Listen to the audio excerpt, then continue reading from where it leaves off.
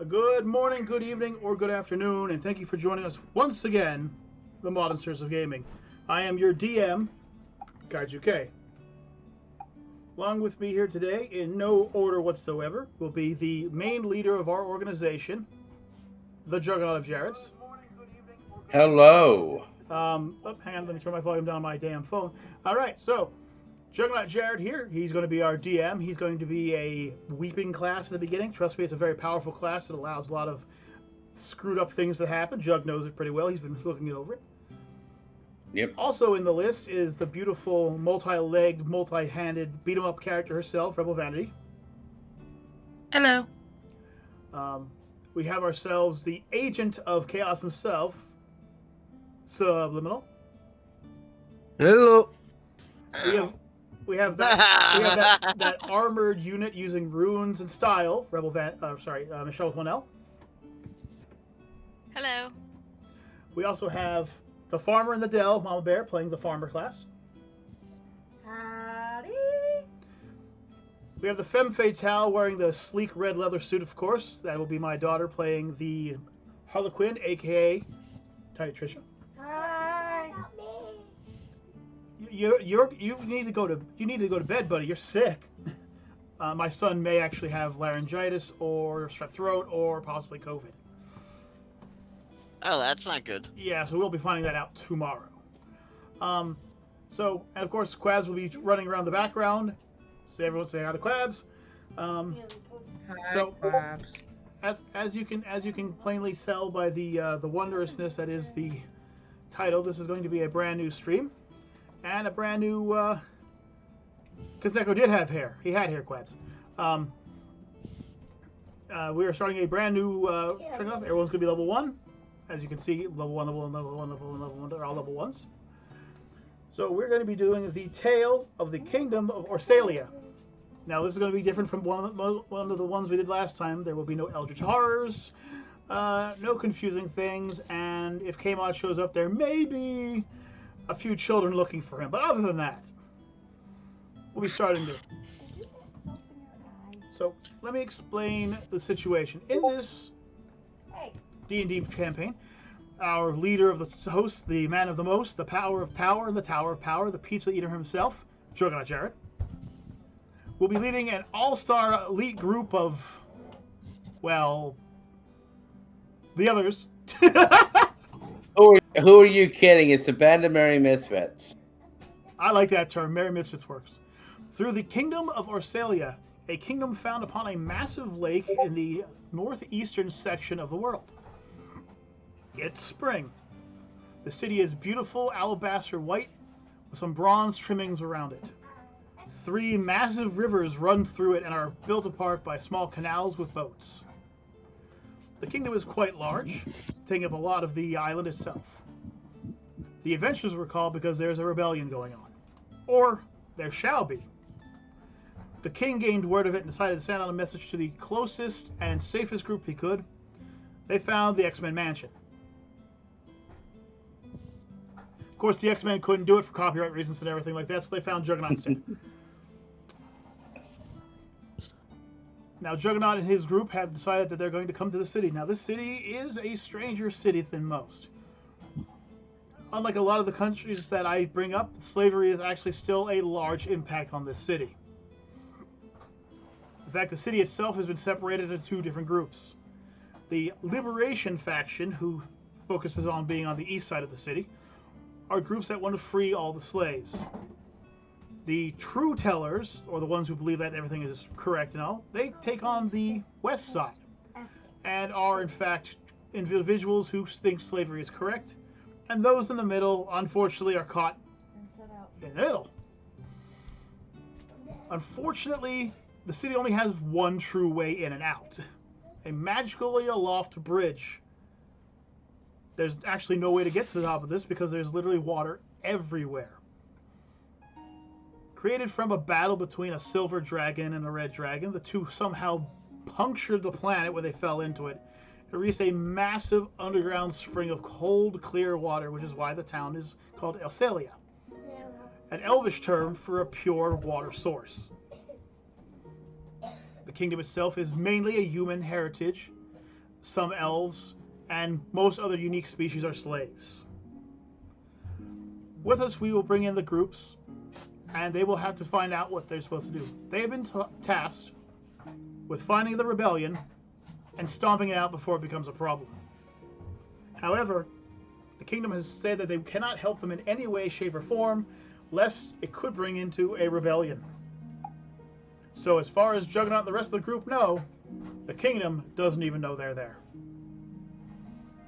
Now, like all of my other D&D campaigns, there are some things that will go back and forth amongst them. If players can't be there for a certain day, we'll have a reason for them not to be there. The adventure, of course, is going to be a rather massive one, stemming for quite a bit of time, and there are 4 possible endings. 2 good, 2 bad. And unfortunately, if Juggernaut or the rest of the group pick the wrong ones, it's going to be too bad for them. Now, as promised, there will be no tentacle creatures, giant slime entities, or possessed children wearing masks. In fact, a certain member of our community who watched this asked if we could in the future not make children be a target for weaponry. That may be a problem for certain members of our group. I mean, after all, K-Mod has been well known for trying to kill children, and as we all know, Michelle with 1L has the theory of kill them all. So, the city itself is also known for having fair weather. In fact, it's high enough up that most snow clouds are actually below it and pass underneath of it. So it's a wonderful treasure trove. However, as with all cities, there's still a darker half to the city. Will our adventurers be able to find it? Will they be able to stop the rebellion? Or is there more to this story than meets the eye? Knowing Kyle, yes. It's a possibility. We begin our story with 2 large carriages being brought over the magical bridge. In one rather large carriage sits the group themselves. In the other, their equipment and gear. They're told that they will have to go to the Beffery's Inn, which should be just over the bridge itself, and they must be very careful. No one is to know that they're there for a mission. They must keep it discreet. If the rebellion happens to find out, it may spark them to move faster. How will our adventurers figure this out? Will they be able to figure it out? Or will they do something like walk into the sewers or something like that? I don't know. It's just something they could possibly do. The adventure also begins bright and early in the day, roughly 8 a.m. to be exact. The adventurers, of course, stuck out at the beginning and hid themselves outside of the town to take a peek at it, knowing no unusual travel for the past 2 days. The adventurers are kind of curious and kind of scared. But in the end, the adventuring party has to be very careful because they do not know what could possibly happen. So the adventure begins. Oh, hang on a second. Is that? Oh, yeah, hang on. Oh, jeez. Oops. Forget about that. So the adventure begins with the group talking as they cross the bridge. At this point in time, if anybody wishes to ask questions, try to figure things out, tomfoolery and BS aside, you all watch and marvel as the bridge itself climbs over the clouds to a city that never sees clouds. Water flows everywhere, crystal clear water, water that is so pure that you're sure if a single undead stepped into it, they would die instantaneously. There is an event going on in the town somewhere, as you can see large balloons being flown up into the air. The city seems at peace. It doesn't seem like a rebellion would happen in a city like this. For the reason, of course, that it doesn't seem like a very rebellious city. However, as many of you have found out throughout your lives, you know this is more than meets the eye. You all prepare yourselves. And shall we begin with the wagon talk? Take it away, guys. So, Captain, oh Captain, why are we here? Look at why we here. Why are we here? Why are we here? Must be a southern human.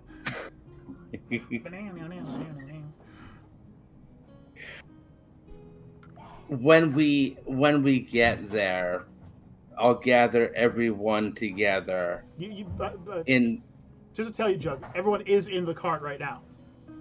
private. You're 'Cause I don't cart. know who else is listening. Mama Bear's riding the cart. Everyone else is inside the cart. She can hear you. There's no. It's Okay. literally just you guys on the bridge, Jug.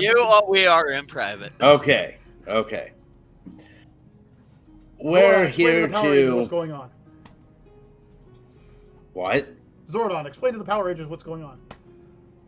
Power Rangers. I don't know what else to call them right now. I'm the white one. Yes, you are. Sorry. Not to be confused We're- with the black one. I forgot. Please, Jug. I'm sorry. Go on before this gets worse. Hang on, let me pull out my dagger. I'll summon the Zord. To be honest with you, the only one of you who can summon a Zord right now is Michelle. I don't know, my summons themselves could be considered Zords. Touche. Listen, you southern redneck. I got my squeaky mallet. Alright, just because I shave my head doesn't mean anything. That's racial profiling. We're here. Okay, We're Mr. here. Queen. Question. That's You know what? commercial I'm not telling anyone a damn thing. What's up, Michelle? Well, I have a question. Yes? Yes. So, my question is for our leader.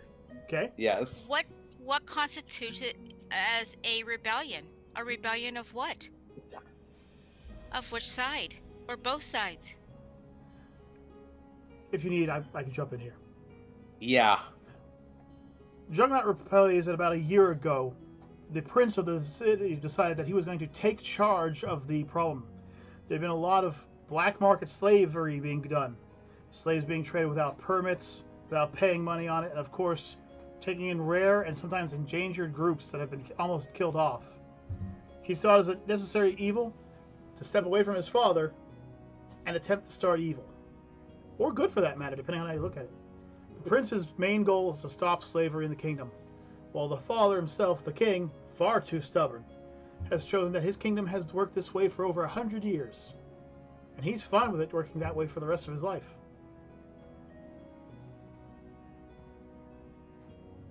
Mm. So we're in the middle of Family Feud. Gotcha. Yeah, So- you know, if you want to call Family Feud two individuals with enough power to tear down the entire city, then yes. Think of it as the Hatfields and the McCoys. There you go. So, did we already choose a side? Oh, this is your first choice, Juggernaut. This is your first actual decision to make. You are the leader. We have not chosen a side because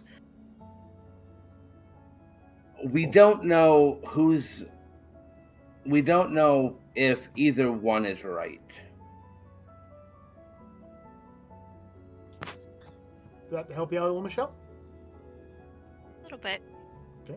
Anybody else have any questions for the man Juggerman, aka Ray J Dread? I forgot all Sir, my how questions. do we get those swords? Sorry. Or Bimmy just died there. You know what? Mama Bear, could you stop the carriage truck and push him off the bridge? I'll help. This is gonna be a short rendezvous for our friggin' ranger friend here, isn't it? Gonna have to make him a new character real quick at this rate.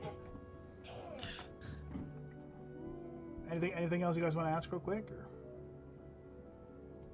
Do you think that the clouds could actually kill the undead? It was the clouds, right? The pure clouds, or Yeah, was it the the pure water? clouds from the water. Yeah. I think the water could, but I don't want to test that theory. Question: since they are so pure, would they actually cleanse evil in itself? I don't know. Why don't you test it out? I'm not Go evil. for a swim. What I think is, I honestly think the water has more power than what they let on. Okay. Do I have anything in my inventory like empty glass bottles or anything? Yes, you have a basic adventurers kit. You have glass bottles for like mixing vessels and things like that. You might even have a Could drinking we glass. maybe pull to the side and get some samples before we go any further? I like Is there that any idea. signs, or is it protected? There are no signs visible stating that you can't do such a thing. Okay. Yeah, I think we should, because I think we should get some samples, because who's to say that if we get injured that it might heal us? Everyone, grab your glass bottles quick. Fill them up. Mama Bear pulls the carriage over to the side and motions Trisha to pull hers over as well. Subliminal gets out and begins scooping up the cloud, noticing that the cloud itself, once entering the bottle, becomes clear water, a clear liquid, like almost instantaneously. A very unusual stance. Interesting. Are we in a hallucination? No, it's not a hallucination, I'll tell you right now. No. Alright. Just making sure. But I will say this much. Juggernaut may have caught on to one of the first true mysteries of the town already. He did mention something at the beginning that was something I hadn't told him yet. So, you guys may be catching on to things faster than I was expecting. What did you say when we got there? All I mentioned was about how the water could be used to heal. Ah. Well, it's a good thing I Or- grabbed some samples of everything around, huh? Or it could be also about not choosing a side yet. It was about there's more to come with water than you thought. Yes. Because just to be honest with you, how often have you ever known somebody to take a cloud, scoop it up, and it instantly turns into a liquid? Right.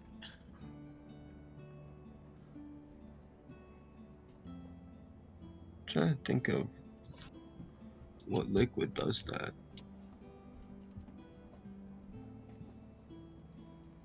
Shall we continue on to the town? Yeah. How cold is it right now?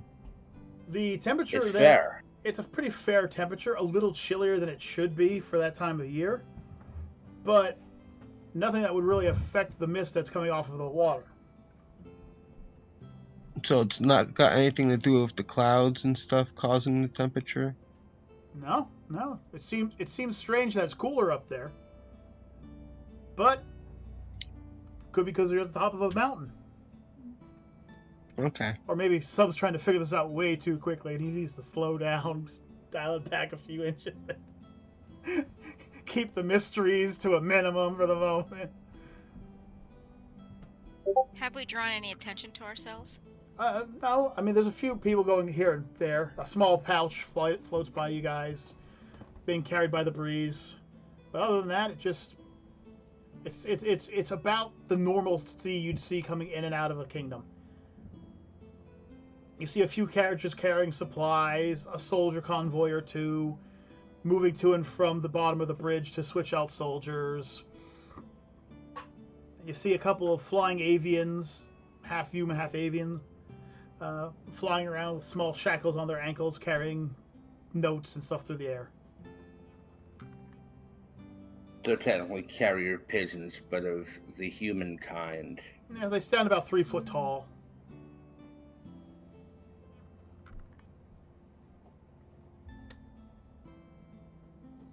Okay.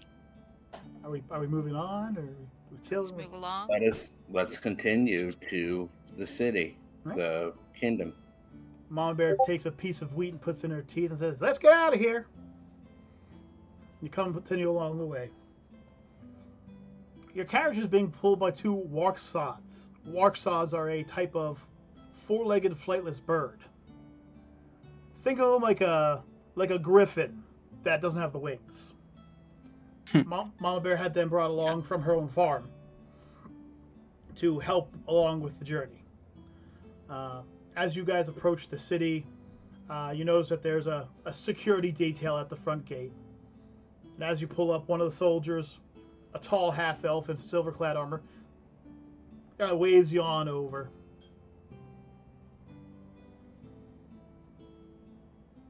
Yes, sir. May I help you? Yes, we're just checking out your goods as usual. You know, we can't have too many things going to the city. We have a real problem with the black market that's somewhere in the city right now. So if you don't mind, we would like to take a quick peek at your cargo real quick, if you don't mind. You may search. All right. The guard calls over 2 more guards, and they walk past it. They open up and check along the goods. Not stealing anything. You guys can plainly see they're plainly opening up the bags and showing you what they're taking out. Very professional individuals. One of them carries a strange green stick. Passes it over certain things. They pull them out to double check them. You see that it's a magical detection wand. Just to detect if something magical is being brought in. They come up and ask you everyone to stand out. Give everyone a quick scan. No more than 5 minutes later, guard goes, "Thank you for your time. We truly appreciate it. Could we ask you the reason for your visit? Is it a business? Are you just coming to visit our fair city? Because if you are, we welcome you with open arms." We've heard about this place, and we've decided to come visit. Come to check it out. The guard sits with a smile and says, "Your kind always brings us smiles. Our kingdom is a wondrous kingdom, but if you would be so kind, be very careful upon the east side. Some dangerous ruffians have been causing trouble over there. Not to adventurers like you, but they seem to be spreading propaganda. Just watch yourselves, please." Thank you. We will. He steps to the side, brushes you on, and stops the cart behind you. Can I ask him before we leave what type of propaganda? If you want to, yeah. They're spreading propaganda about the freedom of all creatures. Now, this is neither my resolve or anyone else's. I am simply a guardsman, never rich enough to own a slave, never wanted to. I have plenty of friends who happen to have been of the slaveries, and they've all been happy. Most of them are treated quite well in the city. Very few of them have any other reasons, and in fact, some of them have even been able to buy out their freedom. But apparently these individuals on the east side seem to want that to change and everyone to be completely free. My worry is some of these individuals won't know what to do when they are free. Even so, I feel so sorry for those that are being treated poorly, because those who are treated poorly may lash out when freed and could cause an even dangerous part. I, for one, hope that this is handled peacefully and quietly. I appreciate the information. Not at all, sir. Please enjoy your stay. As you guys pass through, you see an individual running past, carrying something in their arms. The individual is literally bolt-tackled by a man in full plate armor. Just knocked clean. That's gonna hurt. Yeah. Mm-hmm. Especially since this individual happens to stand roughly 8.5 feet tall. Jeez. The individual smashes the bad guy down, who then throws out a strange egg. The egg rolls towards the cart and stops at the end, and while the guards are busy apprehending, no one is paying any attention. I grab it. You asshole. I was gonna say I grab it. Juggernaut, apparently you have gained a large egg Uh, into the cart. We Okay. decide what to do with it. One of the guardsmen Whether- begins looking around in a panic, begins walking towards your carriage, and then stops, looks over and points towards the edge of the bridge, and like nods his head, as if he's saying, "Did you guys see it go over the edge?" Yep. The massive guard places one hand on his breastplate and gives a sigh of relief. Waving you with thanks, he walks back to apprehend the subject, which, as you guys are walking away, involves him performing a maneuver I've only seen in the Avengers that Hulk did to Loki.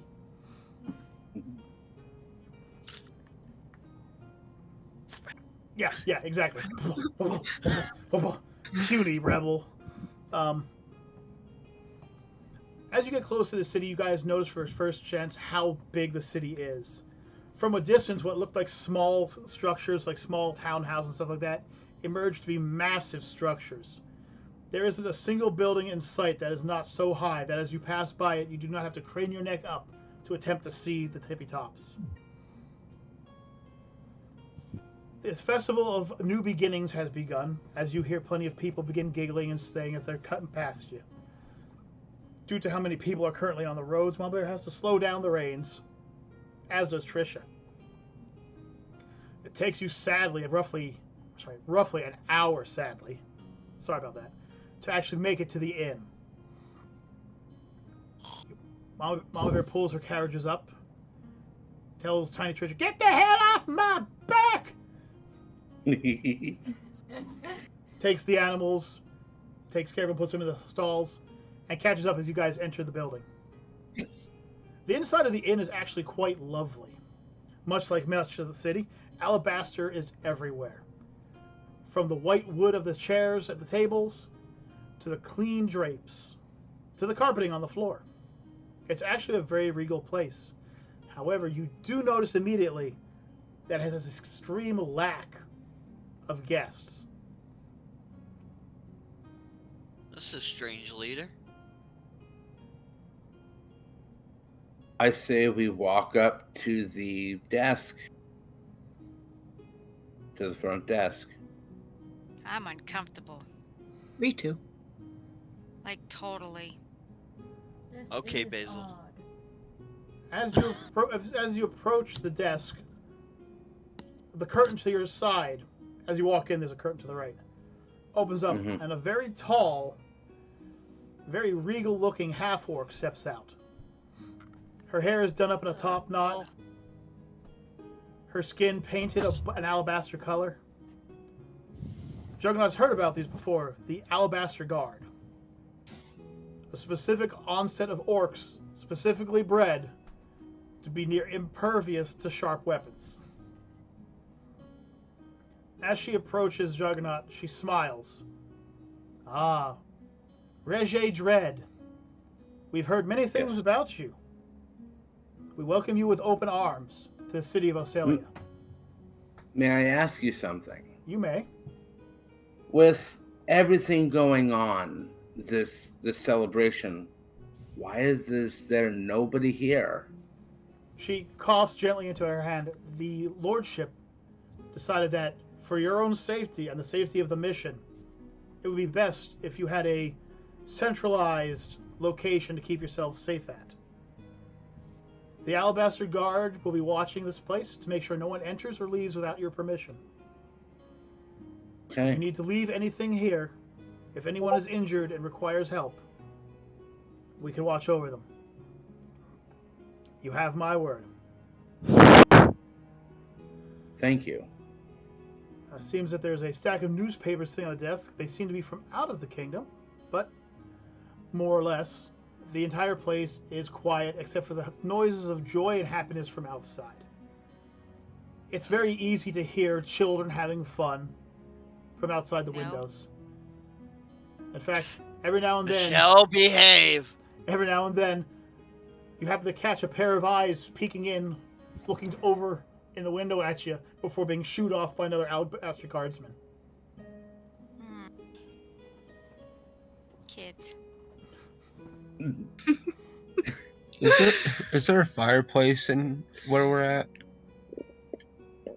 The You're guardsman, gonna cook the egg? the guardsman claims that each one. No. No, I steal the egg off of him so he don't cook it. I'm not gonna cook it. That's what I Don't assume thought. shit. You're smiling. Don't assume shit. Is there a fireplace or not, Kaiju? If I could get a moment of time, I could tell you. Hand it to me, or I will make sure that the egg is taken care of. The egg is safe. No, The egg is Mama safe. Bear has the egg now. The egg is safe. She is a Mama farmer. Bear has the egg She now. is a farmer after Boy. all. I mean, it probably makes best Boy, sense. to no get one trusts I us. want to see what hatches. Is there a fireplace or no? The guardsman begins to get a little irritated, subconsciously asking. There are no fireplaces here, but each room has their own individual fire pot. Okay, so I'm gonna take the No. stack of newspaper to keep my room warm. The guardsman Pray tell, simply shakes her head. Is the, Just be my guest, you strange, strange little man. pray tell, would there be a bar in here. The orc seems to look at you with a raised eyebrow and turns towards the bar that I mentioned earlier. With all the alcohol that I mentioned earlier. She kind of just like raises a finger and goes, "You are not one with good vision, are you?" This is in As fact you look over and I have a pint in my hand. This is a tavern, We good do have sir. a bar, right? Yes, you are You in will a... find out very soon that we are not so smart. She says Hey, something. Jug, would you like one? She says something in Orcish. However, Rebel's able to translate it in her head as, "We're being protected by such fools." So unfortunately, Trisha can keep that to herself or tell everybody after she leaves. The guardsman bows and says, "If you need anything, simply ask one of the alabaster guards who will be standing watch. I must leave. I must find..." And she says something again in Orcish and steps out with her leave, which of course makes Rebel chuckle, as she states, "Company with better intelligence than this." Now, just guys to give you guys a heads up, she's an orc. Yeah. And she needs to find people who have a higher intelligence than 3 people bickering over an egg and a man who doesn't notice that they are in a bar and is looking for didn't alcohol. notice. And while one of them is handing him a pitcher saying, "Here, you want some?" You are probably the only I'm one right already in the now. corner drinking. It's like, God I- dang, man. I think we should stow our gear in our rooms and then come back down to the bar. What rooms? Yeah. Did you get one? All right, so to speed this one up, the tavern has the keys hanging on the walls. You guys can just pick a room number and take Okay. the room. They I basically, mean, technically, the whole place is ours. yeah, they gave Yes. you guys the bar for the investigation. This is your Yeah. mansion, basically, Yes.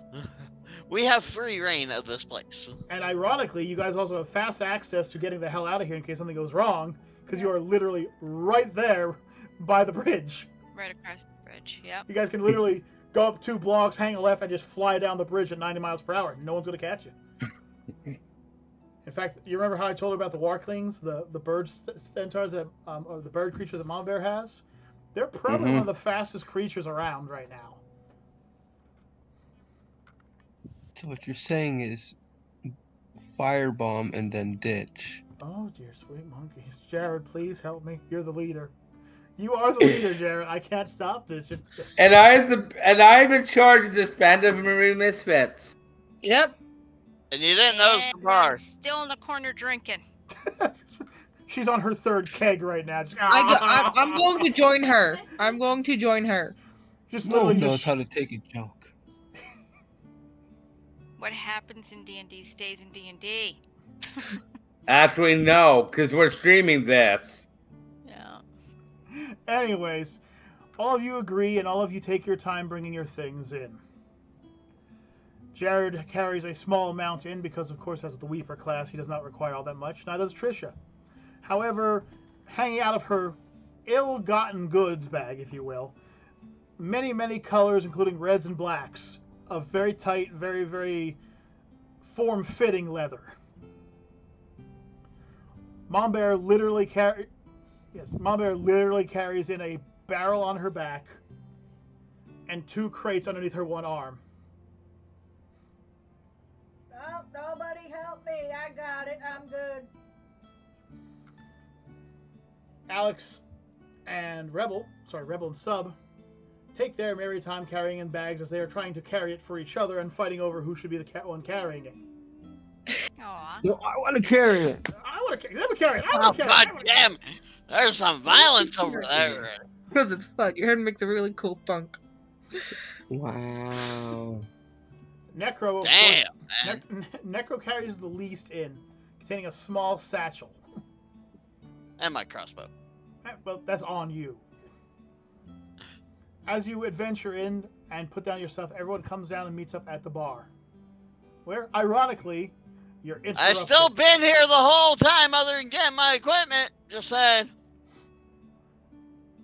This class really Hi, doesn't need Jeff. it much. What did I bring? Oh yeah, I forgot. She actually comes in with a rather strange package. Her entire sundries, her entire gifts, are held in a large chest, which is apparently walking into the building. Say what now? Yeah, well, due to her I class, might have had a little bit too much to drink. her class does allow her to construct small automatons to help her out. So she literally built a chest that can walk where she needs it. I still think I might have drank a little bit too much. Not sure. What was in this? Necro finds out that he's been drinking water. He grabbed the wrong keg.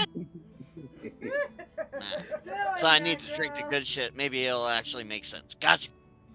A knock comes at the door, and one of the alabaster guards walks in all their regal uniform, helmet on and everything. My lords and my ladies, Yes. there is an individual who wishes to speak with you. May I let them in? Can you describe what this person looks like? And do you feel that they are friendly? You see Jack, you see the guard kind of just put down their head for a second. Yeah. I do believe that it is the Crown Prince Lores. Okay. And as And for I take Necro, we go to the corner and finish off the cake. as for friendly, I cannot say without my own just sir, but I would not trust him. Carrying the keg over, I asked Jug, maybe one other question. What is his business with us? As another question to ask. I dare not ask. speak I back up. am below the royal standard. He wishes to speak with you.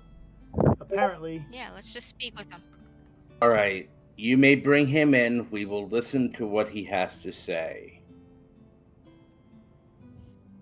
We are curious as to what he has to say. Funny thing, being that it's a half orc, I don't think we have much choice, and it's the prince. Yeah. a better So- question is, how did the prince know you were here? Mm-hmm. After all, the king was the only one who knew. Yeah, the king is the one I don't that know. sent us. I have my weapon held to my side waiting, just in case.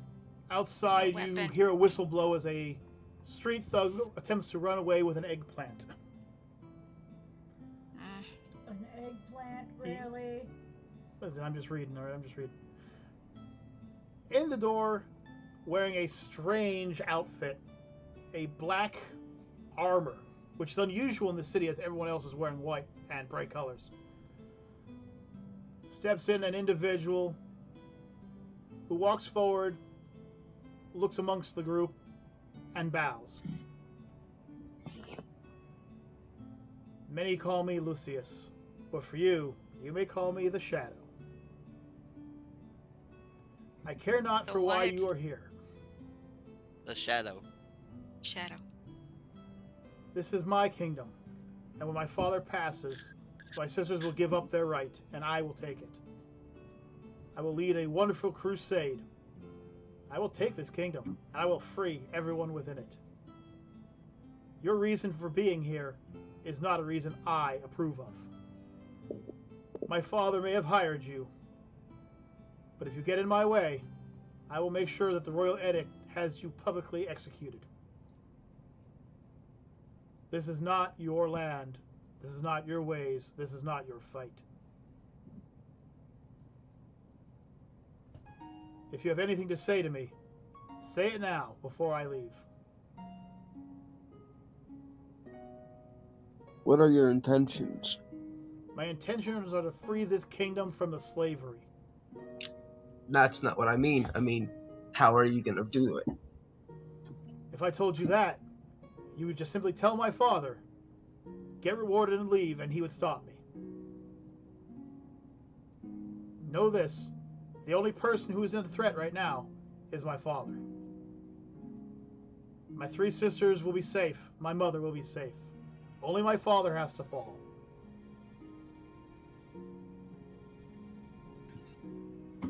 Why If you don't wish- you actually try and convince him that your way might be the best way? He chuckles slightly from within the helmet. Oh, you don't understand. my father, much like the walls and iron that make up this city, will never bend. He believes that it is his right as king to make sure that this kingdom stays the way it is. He's been alive for over 100 years, far longer than we should be. Then how is that possible that he's still alive? The prince looks down and looks at you. For that, I do not know. My father has kept that secret from everyone. But I will tell you this much. You are playing a dangerous game. If you attempt to stop me, there is only one outcome. Death. The only way you will stop our rebellion from happening is if you kill me.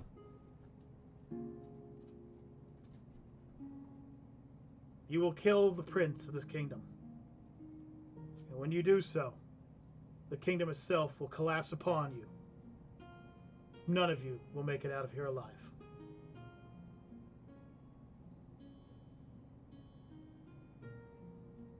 Well, I mean, we never said we wish to kill you.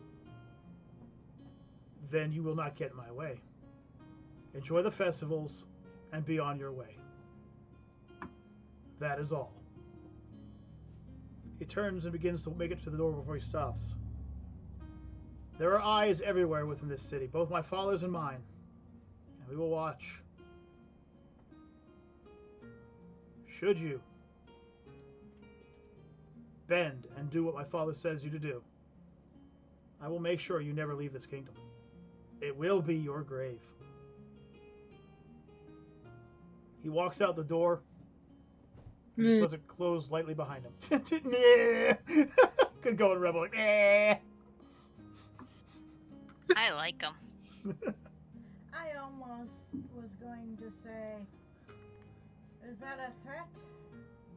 Or is that a promise? Oh my. On his way out, you watch as the prince takes a few steps, puts his hand over his chest, and takes out a deep sigh. You can tell now that he was not expecting this many individuals to be in the room. And you can tell that perhaps he may be a bit worried about the fact that there are so many of you. If anybody wishes to leave now, you may. Not to assassinate the prince. Not to assassinate the prince. No. Quick question. Not to assassinate the prince. I'm talking about leave permanently. No, I have a quick question because I want to do something funny. Oh no. Yes. Oh no. Can I sneak attack and pants him? The prince?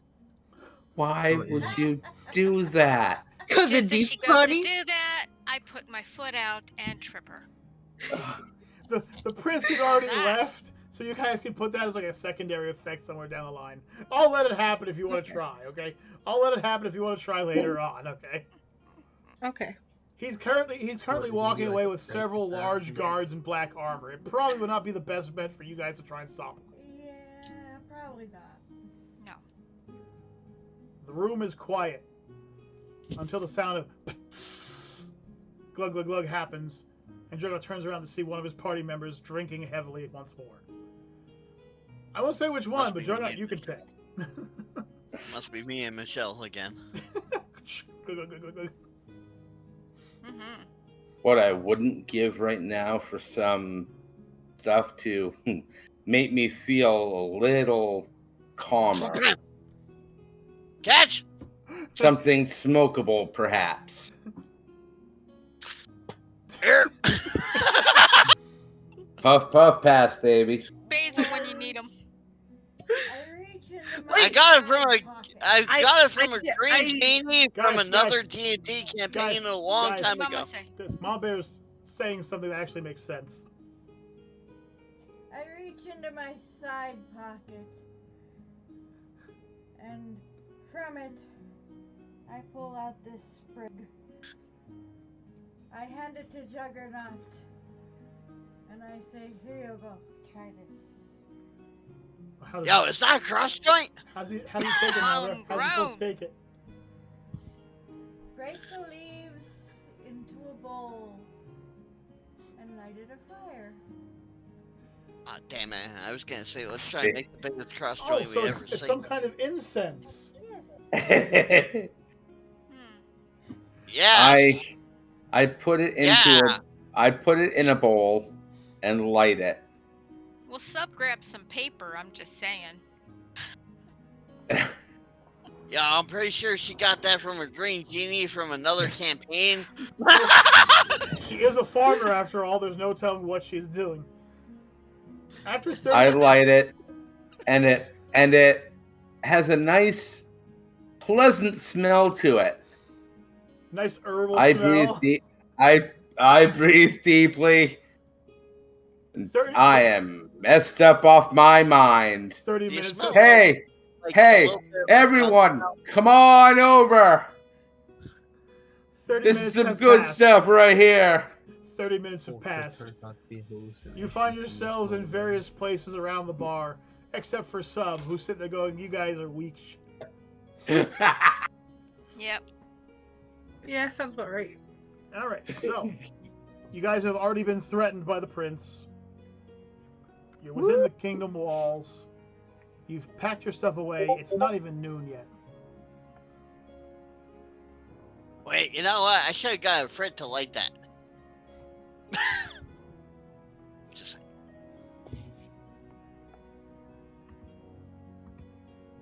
You guys just gonna sit I have a there, I question. guess? We have. Well, I have a question for our leader. Yeah. Being that you're a weeper, can you see anything?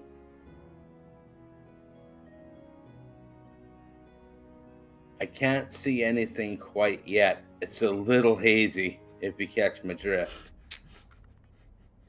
I thought it would enhance that, but okay. Eh, no, it's a little hazy right now. Michelle, you rock. I'm just gonna say that much. Michelle, you rock.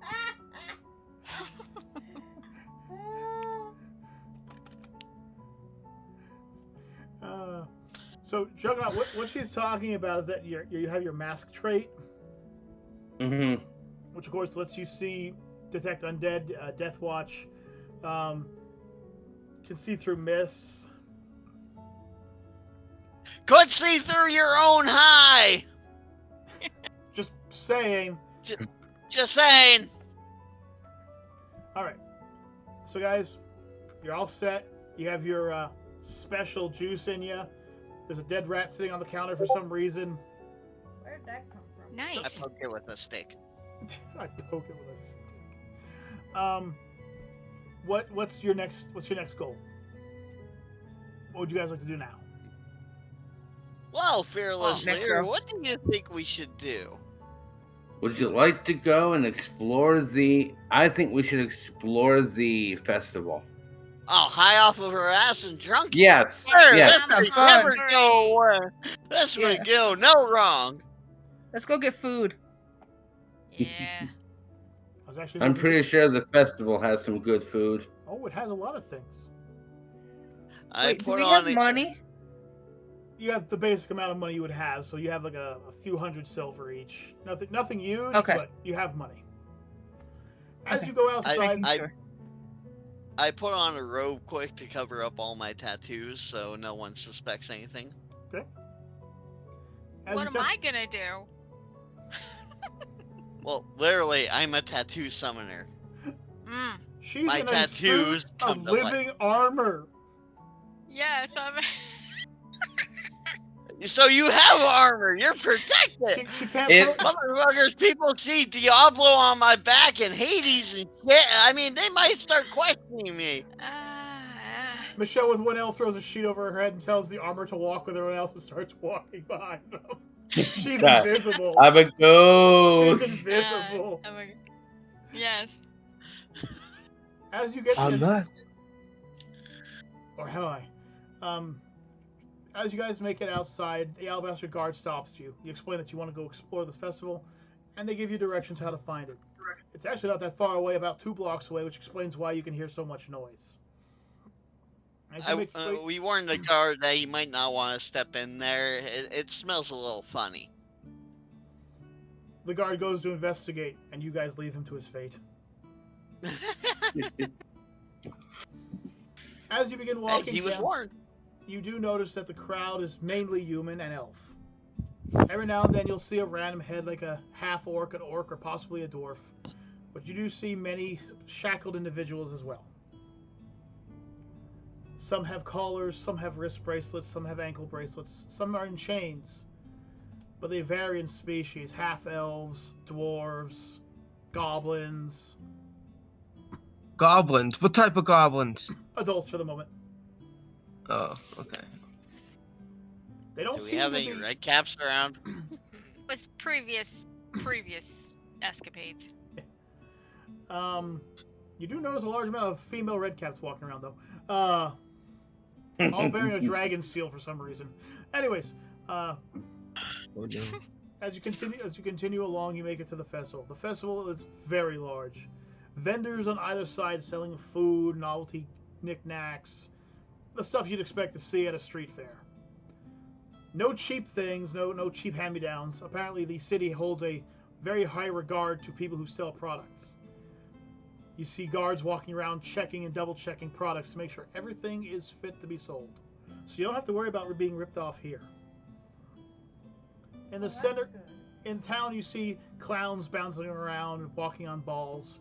Tiny Trisha scoffs and says, "Amateurs," and continues to walk past them giving her a solemn look of judgment, knowing that they really can't say anything because they're there as festival folk. You do notice that walking behind Michelle is a small conga line of children who have thrown sheets on themselves or are walking behind her armor. I have a large appetite. No eating children. Children! Eat them all. No eating Michelle, children. do you want to bring attention to us?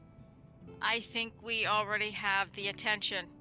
Yeah. Yeah, your suit is kind of suspicious, walking around Yes. like it's a ghost. You will be known as the children. Well, at least it's fine because this is actually the Festival of New Beginnings, so people dress up as the phantoms and ghosts are actually quite common. Oh, okay. So, other than the fact that her suit of armor is roughly 4 feet taller than she is, and she's kind of just walking in it, you know. You don't need to be known as a child snatcher.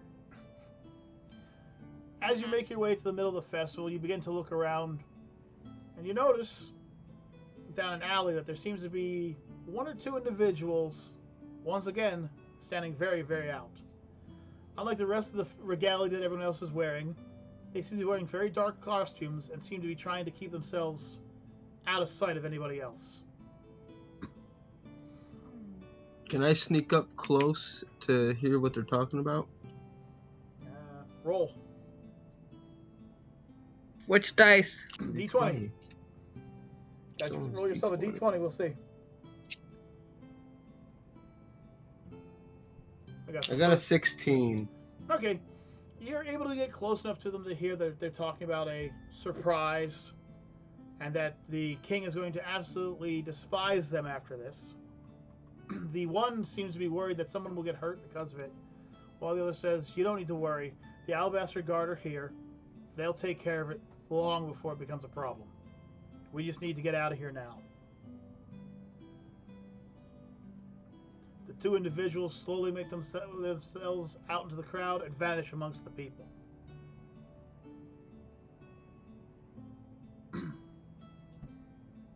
I go back to my party and tell them what I heard.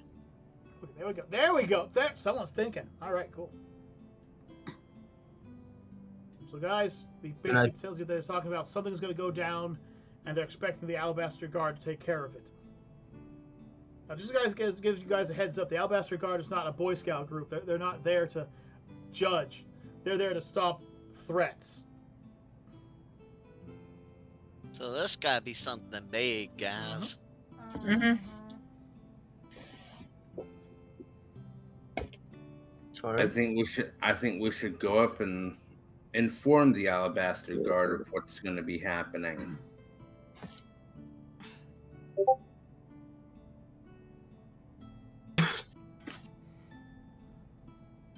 Michelle Really? happens to run into a small cardboard box that seems to be skidding across the ground. Kick it.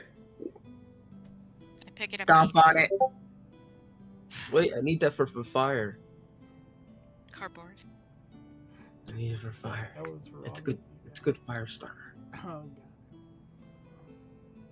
Anyways. What is your obsession with fire?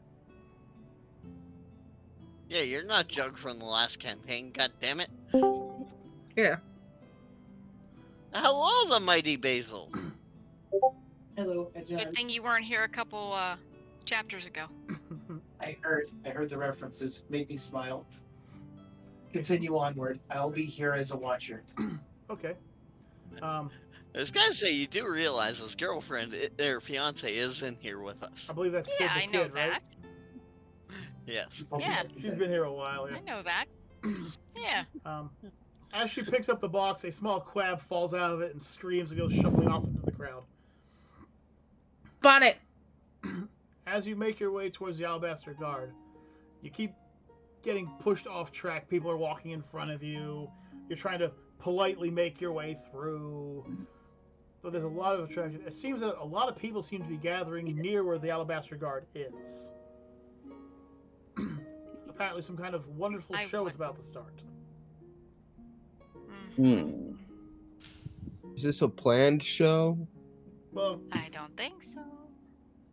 the Alabaster Guard looks on. Oh, Sid left. Okay. The Alabaster Guard looks on and nods as the large red pyramid-shaped object comes out of the ground. Slowly as it gets higher, you realize it's not a pyramid, but at the top of a large, round object. Something that Trisha would know what it is because of her class. Music begins to play from the inside as the large tent-like object begins to get larger and larger. It's a big top. It's a big top. There we go. We were thinking the same thing. The guard smiles and begins to chuckle a little looking at it, muttering, to be young again. It opens up and a strangely dressed individual comes out. You're not sure what to make of him. He's obviously not a human.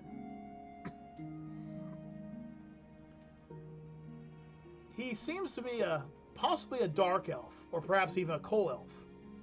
Whatever he is, the individual has a large menacing grin on his face. Painted on, of course. Don't trust him. He begins to sing and chant a song in an elvish language. Before stopping and saying, "Ladies and gentlemen, I want to thank you all for coming to this wonderful festival of new beginnings. I am, of course, Archibald D. Slice,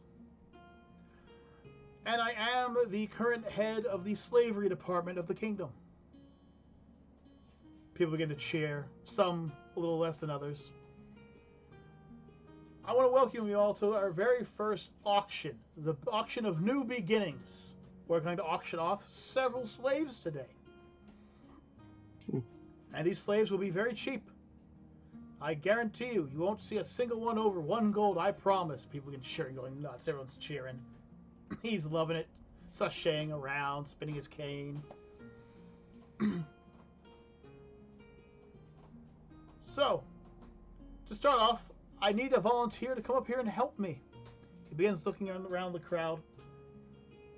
Stops his eyes on Mama Bear. He taps his hat up and goes, "Ah, a person of the ground themselves, a farmer no less. Would you like to come up here and help me out for a moment, madame?" Sure. No. He smiles to Mama Bear and says, "You don't need to worry about anything. They're all harmless. You just need to sit here and tell me which one you would prefer to work on your farm soil, and I will give it to you free of charge today only." The crowd goes nuts. People wishing, screaming, "Oh, I wish it was me. Oh, I wish it was me." Screaming, everyone's pointing at you and saying, "Oh, what a lucky person to be part of Mr. Slice's big giveaway."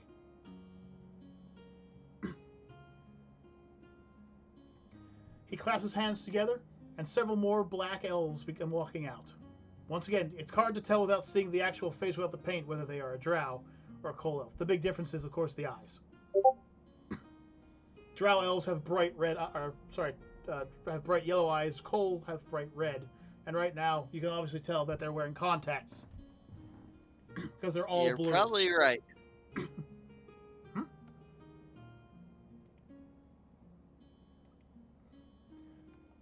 It could be. It could be, Mr. Leader. It could be. With a clap of his hands, they bring out several individuals. One is a dwarf, young.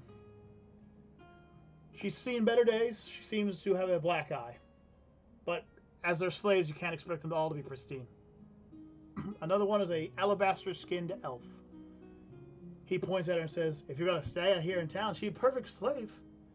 Alabaster matches everything else. You don't have to worry about anyone looking at her. A pair of twins come out next.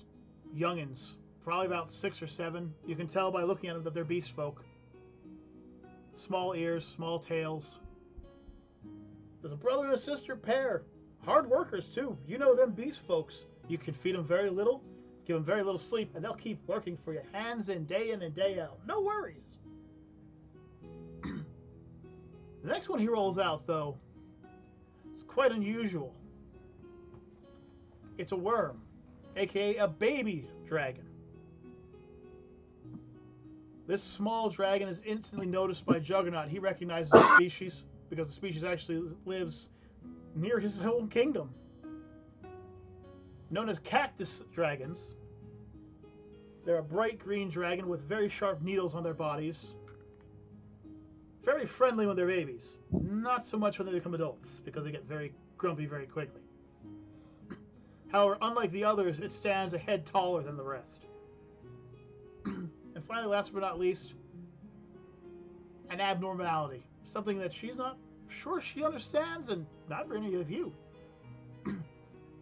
The creature walks out. On one side of its body, it's a beautiful goldish, almost green, like a sparkling goldish green. On the other half, a crimson black. As it walks out, you can make out certain things. For instance, it has 4 arms, eyes but no nose, and a mouth that seems to be split down the middle just like the rest, full of white and red teeth. It stands almost as tall as the young cactus dragon, a towering creature, roughly 9 feet tall. Mr. Slice takes a look at you and says, I'm not sure what that one is. We got it from an exotic trader, but even they didn't know what species it was. But it doesn't fight back, doesn't talk back, and follows orders to the T. A great suggestion for a farmer like yourself. He steps back in standard file, spinning his cane and sliding out once again, Trisha whispering, amateur. For you, my lady, choose one of these creatures, one of these horrors of the world to work on your farm, and they'll make it a wondrous treat. And if you buy the twins, it's buy one, get one free.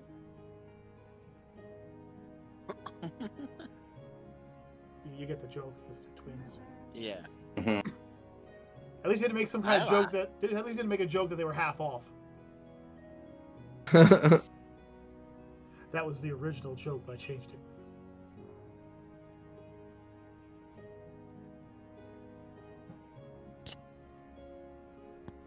Would you mind if I consulted my traveling companion?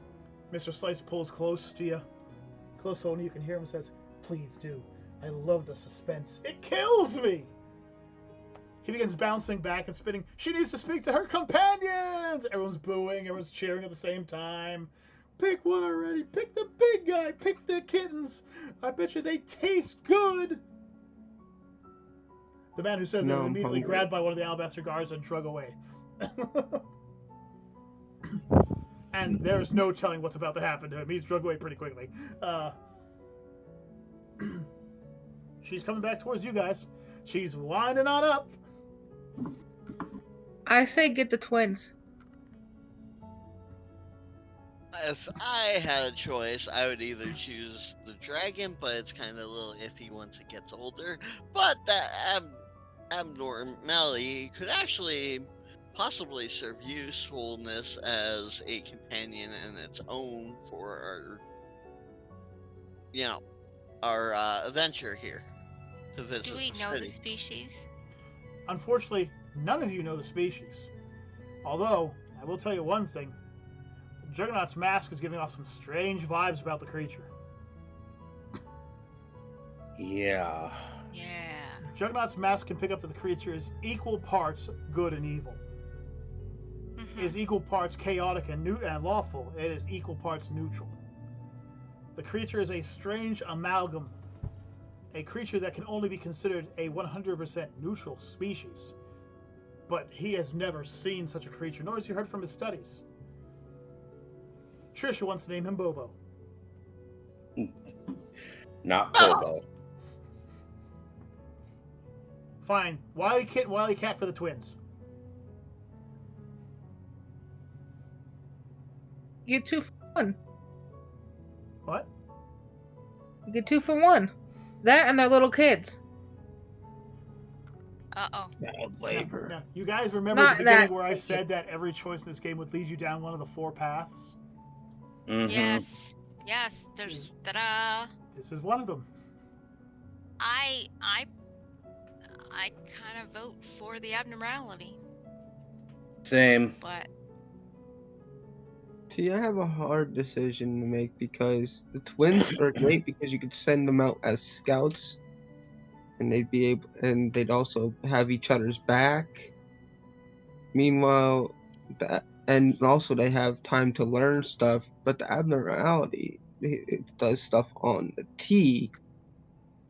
But if we don't take them, someone else could take them, and that could cause major issues in the future. So either way, whatever choice we make, somebody's getting screwed. so are we gonna take them and free them, or are we gonna take them and take them? Well, obviously, while we're in town, we have to act like they're still the slave.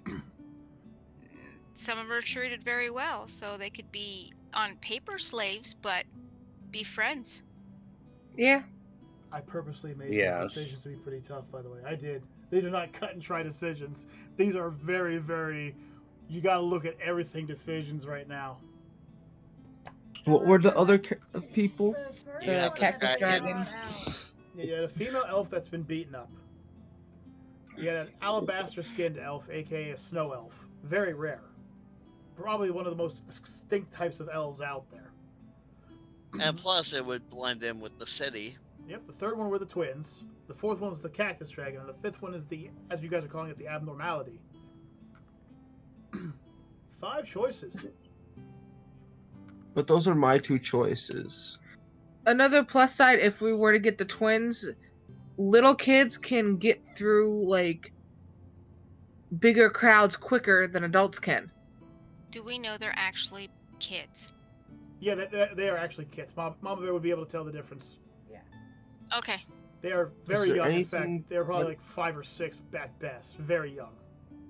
See, I and mean, this there's- is something. Can I ask the person that's auctioning if there's anything that they know that the abnormality could do? You guys can't. Mama Bear can. Okay, I that's my curiosity. Do you want to I ask him? mean, Yeah. All right. Mr. Slice sees Mama Bear looking at him and hops on down. Actually, very, very high in gymnastics, landing on people's shoulders and flipping off them as if they don't even realize he's doing it. Very odd for a man of his size to be able to land on someone's shoulder and not break or move the clothing on them. He lands before her. Ah, tough making this decision. I know. They're such wonderful trophies, all of them.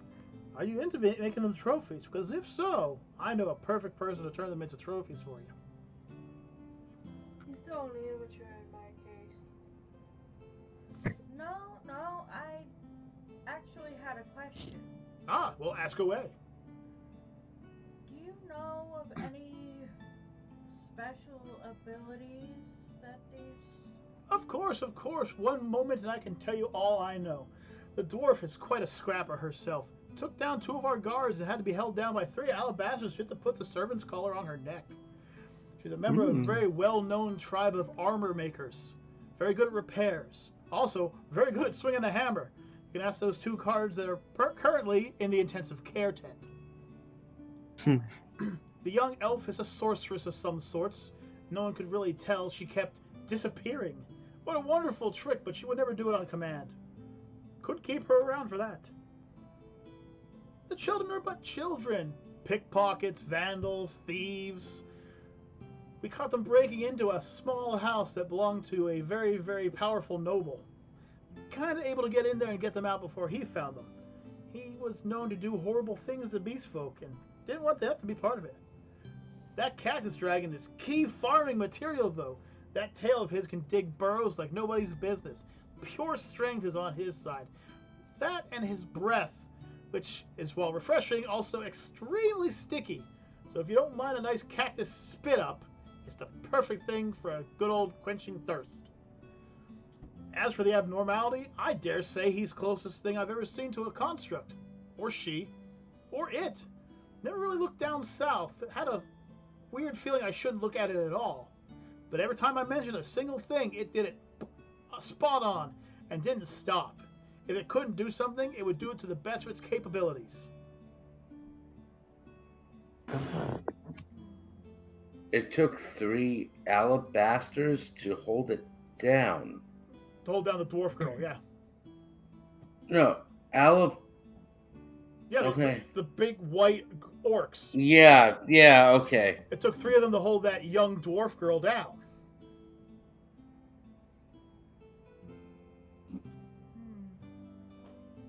Which one will it be? Take your time. I'm going to head on stage and keep the crowd attracted. Maybe I'll go juggle the twins or something like that. He hops back up, walks over to the twins, begins juggling them. You can hear them both giggling and screaming at the same time as he's juggling them with his forearms.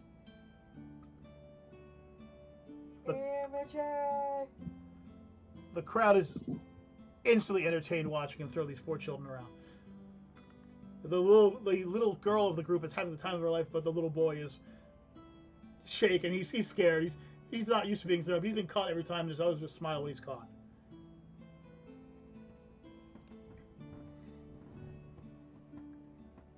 Any thoughts, guys?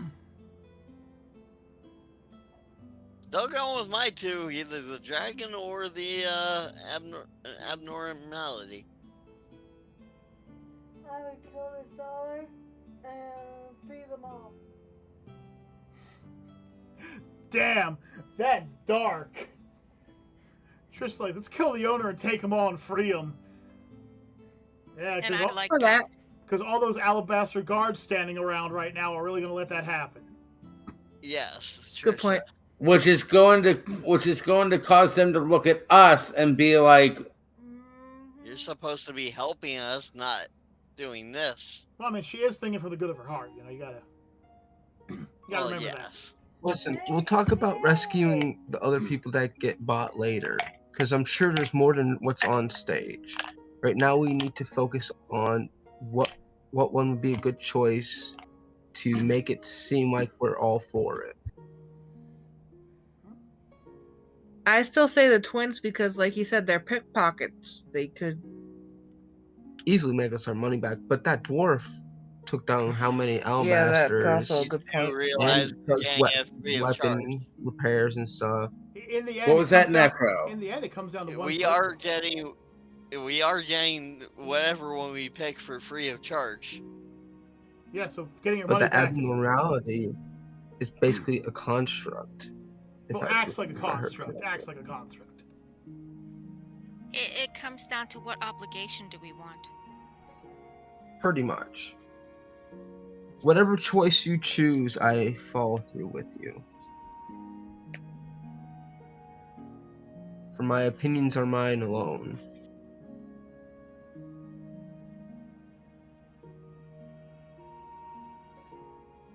Trying to stay in character, you asshole. I put glitter on his face. No, not Is glitter. there food? It's just food. We should really ask ourselves who would be the best that we could get that would help us out? Probably the abnormality, because if they do like follow directions to a T, that would probably really help us. But if it's to a T, it could probably hurt us if we say the wrong Are they to step. help us out, or we to help them out? Well, see, Well, that's the big question, little though. both. That's the thing. Like, Yeah. I have added something to this game that most of us are completely against: the thought of slaves. This entire thing is basically North versus South, slaves versus non-slaves. Yeah. What you do here, I mean, you're gonna have to get one of them. You gotta get one of them, or you'll blow your cover. Yeah. So I'm yep. thinking the abnormality. I'll go along with the abnormality.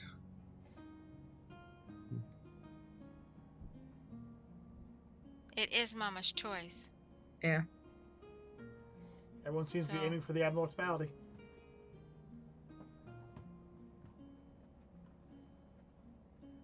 What you do? I would like to hear what Mama Bear thinks as Yeah. well. This is, Since Yeah, ultimately it's her choice. this is a tough choice. Yes, everybody. that's what we thought.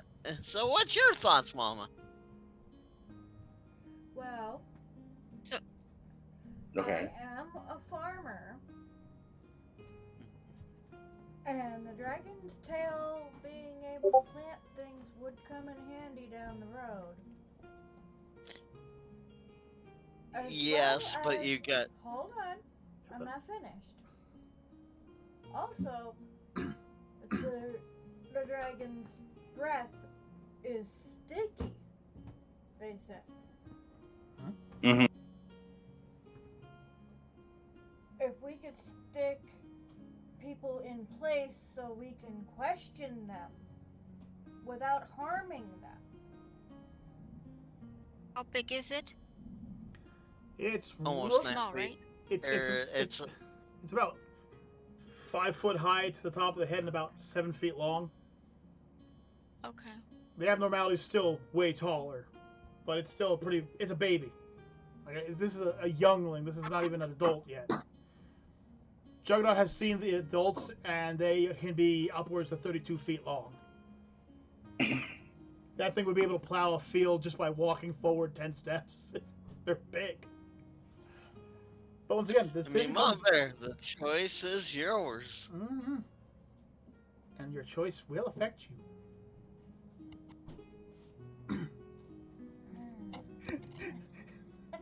Sub, what do you Bam! think?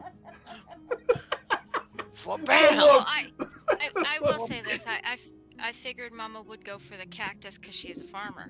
Oh, cactus dragon. I kind of get it. Mm-hmm. However, if I did go for the twins, we in a sense could be freeing more than one at a time. Which could play to our advantage. Yeah, and I'm just gonna say these are kids, and we were responsible for them then. That's You okay. know, we got a person that likes Eh. to eat kids. Well, Yeah, good point. Also No. true. Put Hey, that to I'm the just- side. We'll put that to the side. I'm just saying, but I'm not the one who stole an egg from somebody who stole an egg. You know, I'm just saying. I didn't steal no egg. I found that The said egg. The egg. Where does that never- come in with the dragon? That's another Does question. that come in with the dragon? We never actually found out what kind of egg it was. No, we did. We just kind of snatched it up. The Jeopardy theme begins playing in the background. But to be honest with you, this is the first of many difficult decisions you guys are going to have throughout this adventure. I'll have to admit, I did get kind of excited when he said a baby dragon. Well, maybe Mama Bear knows how to train your dragon. Well, according to the farmer's lore, I can It's helping with my commune muscles. with all animals. All right, I know. Mama, I defer to you, and any choice you make is our choice as well. So we will Mhm. not go Yes. against. Second. Yes. I agree. think about that one for a second. Think about the words you just said. But just remember, There if may be you are more to this thinking than you long, think.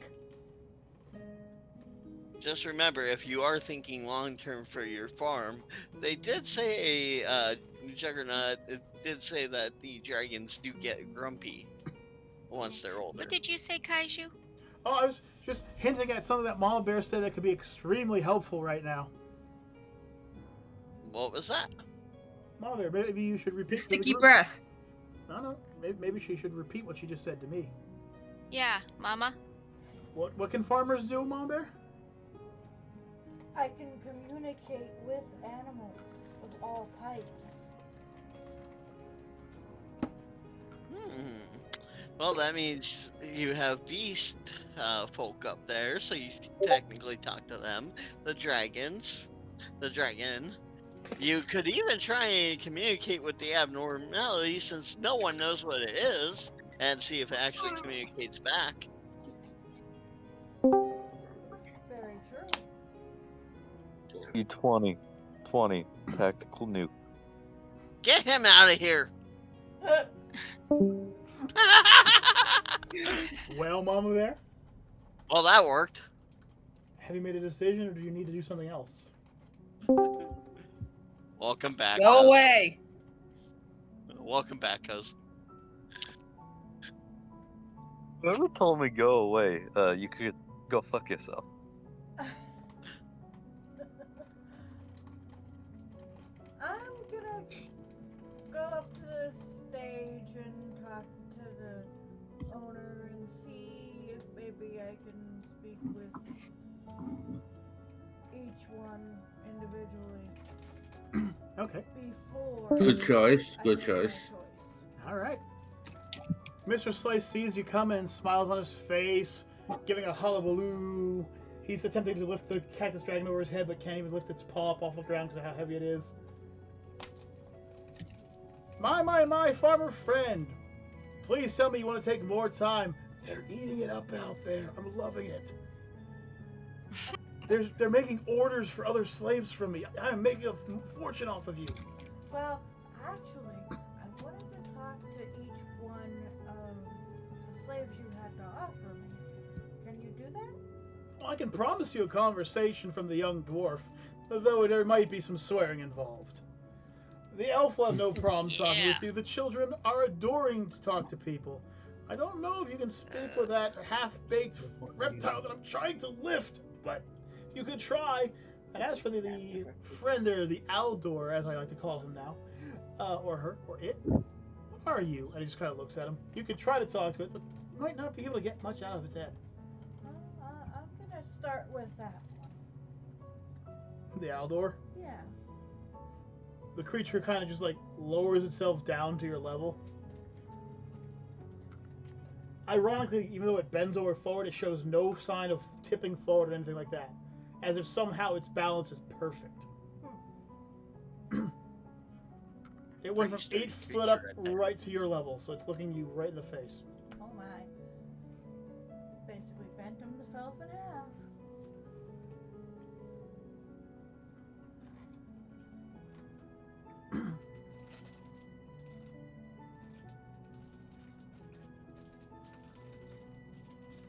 How would you be able to best help me? The creature simply seems to stare at you. You look into its eyes and notice that there's something strange with the eyes. It's like you're looking into a cosmos, like each eye contains its own galaxy. It simply cocks its head, and for some strange reason you ask, and it shall be done. That just cranks itself back up to full height. It doesn't say a word, but you hear it as if it spoke directly at you. Including an echoing in your ears that's kind of jarring at first.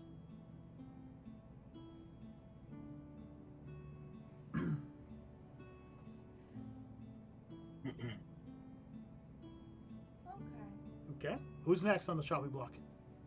The twins.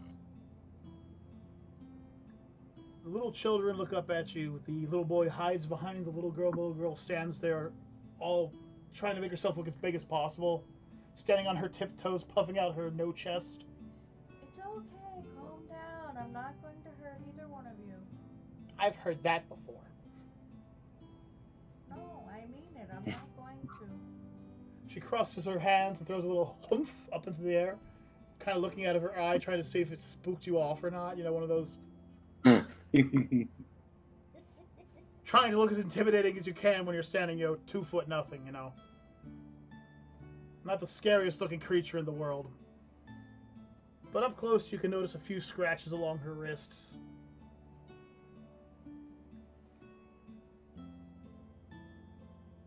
This is clearly not the life for you two. That I can see. The little boy doesn't say anything, but the little girl goes, "How would you know? We're happy where we are. We're happy together." She tries to... You can see she's trying to make herself look tough, but you can see in her eyes that she's got tears welled up. As if she's told herself this. And you can feel that she's told herself this so many times. That she somehow tricked herself into believing that this is right.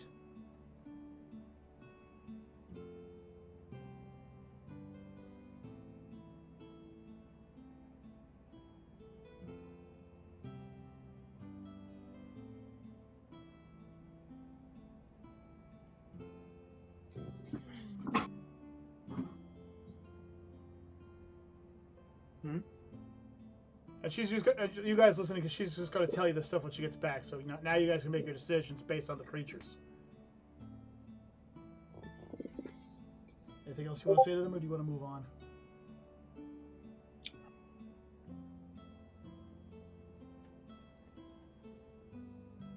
I have a plan. Just hold on. I move on. Okay, what do you have moving on? Excuse me. The elf. Alright. She looks at you and bows all proper.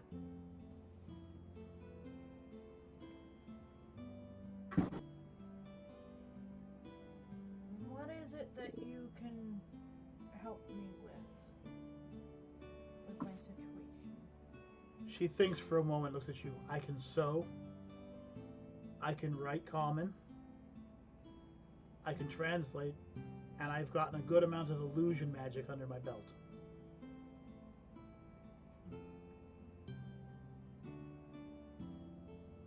Okay. You notice that she speaks monotone as if she's trying to show no emotion.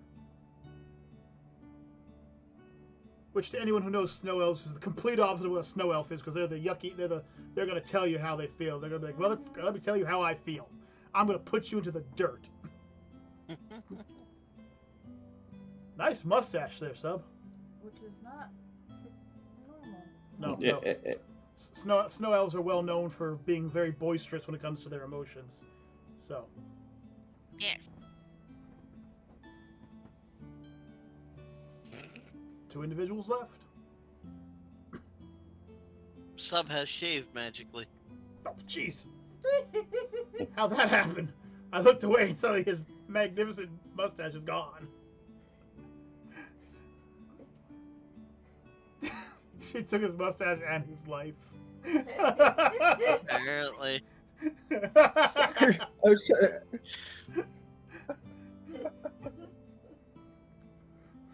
You broke me. Who's next? The dragon, I have one specific question to ask that one. He looks at you, and you can hear him speaking. As with all baby dragons, he doesn't speak very well. He says, "Hungry, friend, belly hurt. Not like food given." It keeps repeating that last phrase. Doesn't like food given, belly hurts.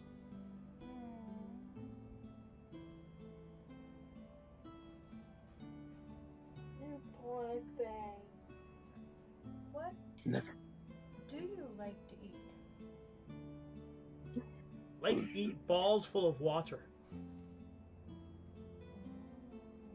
Like eating balls that fall from tree. Like eating balls on green bushes. Oh, Pulse. You know, like berries, apples, etc. That kind of stuff. Mhm. Yum. Obviously, an herbivore. Okay.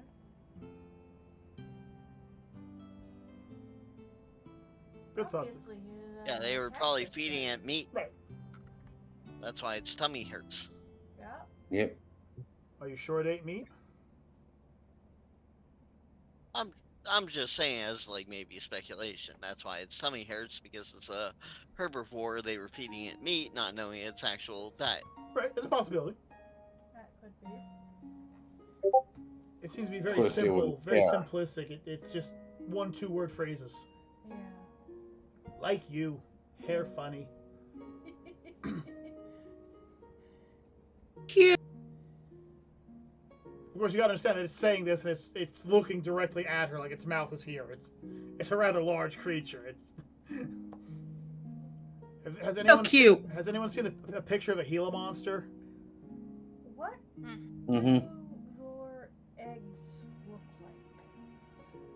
Egg spiky.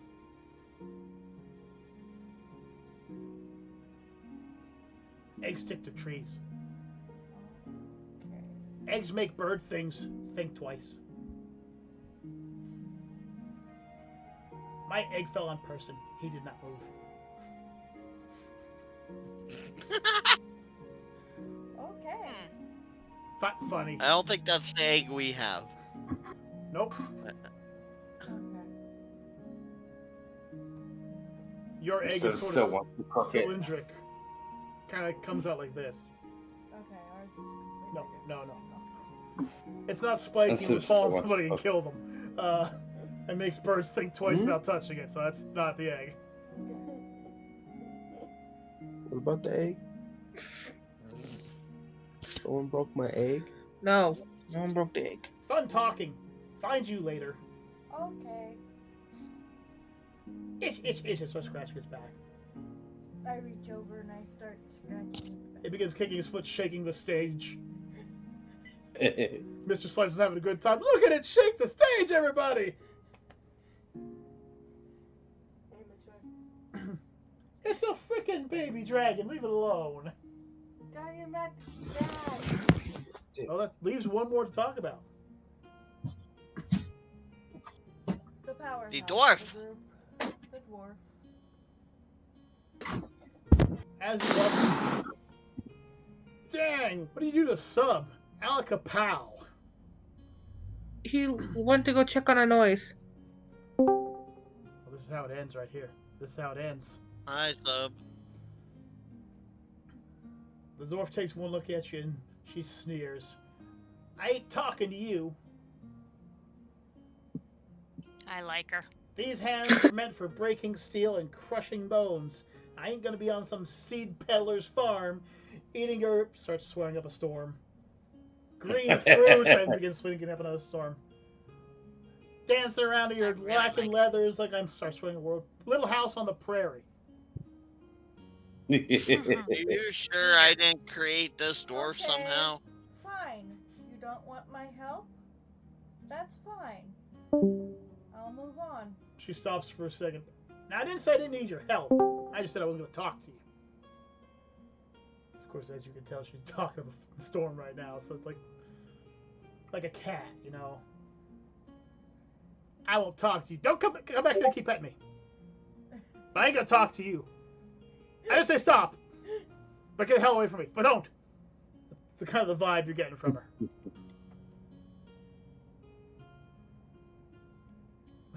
You're very wiry, aren't you? You haven't been able to destroy anything for a while, have you? Don't suppose I have. Why? You offering your body up for me? I'd bend you into a pretzel. Although I do need a decent chiropractor. My back is killing me. But no, I don't think I need any broken bones. I'll be right back. Yeah, sure you will. I'll just be here, talking to myself. Very feisty little dwarf. As you begin walking I away, like 'em. something hits you. You feel something as if it's talking. Plan of yours, I see it now. I see what you will do. I will wait. Your decision will not change things, though. The events have already been in motion. And then you're snapped out of it. You like turn around and you see the abomination just kind of looking away.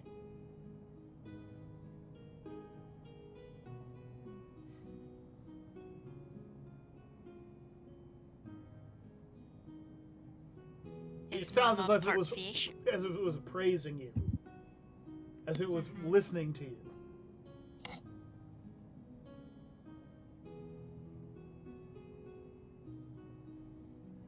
And to Quabs, yes, it could take a while, but obviously you haven't seen what some D&D campaigns are like.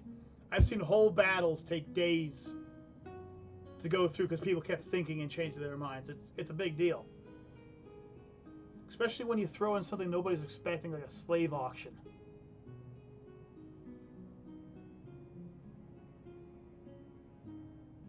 Come on there. I turn on my heel Mm-hmm. and go back to the stage. Okay. I have made a decision. Mr. Slice, everyone calm down, quiet. She has made a decision. So which of the slaves are you taking? Point. And it'll be yours. One choice, the twins count as one. You choose who you want, and they walk away with you right now.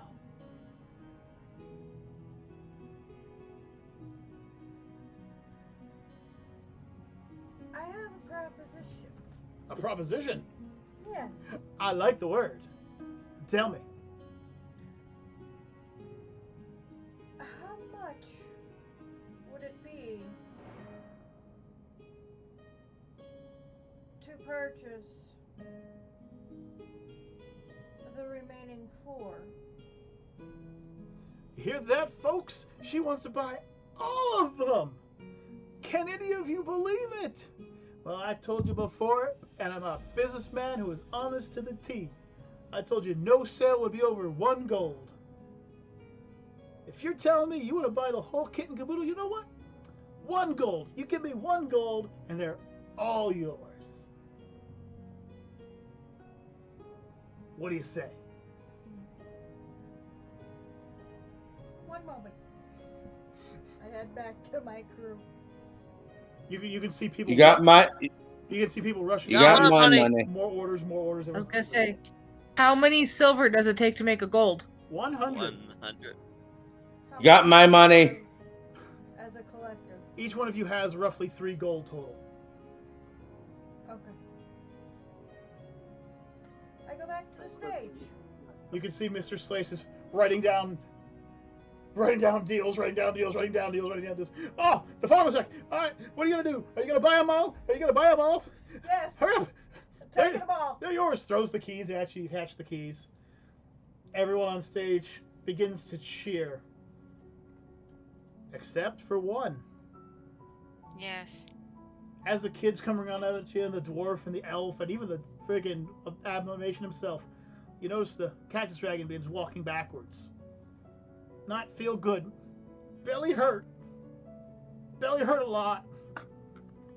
You see its eyes start to turn up. It begins to sit up, and you can hear it start gagging as if it's trying to cough something up. Mr. Slice begins to back up. He leaps to where you are and holds his hand out. Get out of here now! I don't know what's going on. The alabaster guard surrounds it. An orb begins to come out of its mouth. A big white orb. You can hear it crying. Sabotage. People fed it to me. Belly hurt. Hurt so much. It spits out the crystal. It falls to the ground. It's still alive. You can hear it crying. Without a moment's notice, the abomination leaps forward and grabs it, leaping out of the way.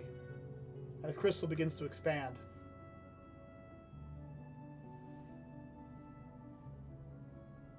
Panic begins to ensue. The Alabaster Guard ordering everyone to get out of the area. People pushing past you guys, knocking poor Rebel to the ground. Of course, being how big Rebel is, she could stand right back up over them. Just like you weren't expecting it. It's just kind of just like stand up, like, okay, that was unusual. Should I start killing things? Trisha's doing backflips on them, grabbing onto the ceiling, pulling herself up. Everyone else is scattering. The crystal starts to crack. And it rips open. Out from within it comes something strange. Actually, several something strange. They stand a little bit taller than your average human. Wolf-like heads. No, wait, not wolves. Like a hyena almost. They have clubs, spears. One has a bow. There's about 6 of them. You instantly are able to recognize them. They're gnolls. Gnolls are chaotic little beastmen. Except these gnolls are very large for some reason. So everybody, I believe we all know what time it is now, don't we? Roll for initiative, bitches! Roll 4. Y'all are gonna hate me.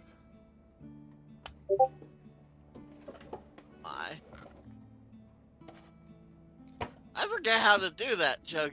I forget how to do /R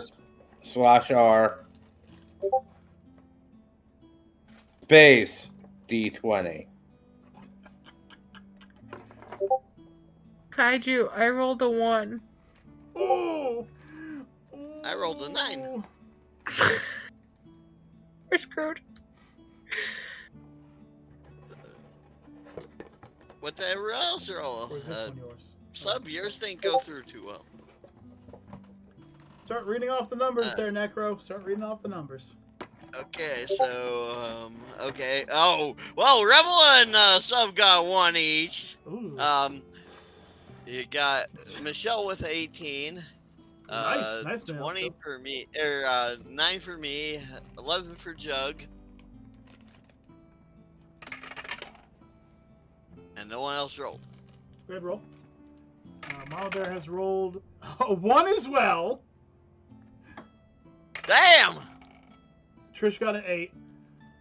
The Knolls rolled an 11, so 18 and so it goes Michelle, and then Jug, Knowles, then me, then Trisha, and then 3 number 1s last, which are Sub, Rebel, and Mama Bear. And that'll be the order they go in. So guys, the field is empty. There are 2 Alabaster Guards there as well, backing you guys up. Sweet! Okay? Now these guys are strong, so you shouldn't have much to worry about. But Gnolls are tricky and nasty little creatures. I can't say little actually because they're like 6 foot tall, but as far as a threat goes, Gnolls are pretty easy threats. How did you fit so many of them into a small dragon's belly, though? Poor dragon. For another I time. feel bad. So Michelle with 1L, what do you plan on doing to these nasty numbskull dogs? Wow. Remember, you are armed with a whip as well. So what? What's that? I didn't hear you. You do have a whip. You are armed with a whip, so you do have a whip to swing if you want.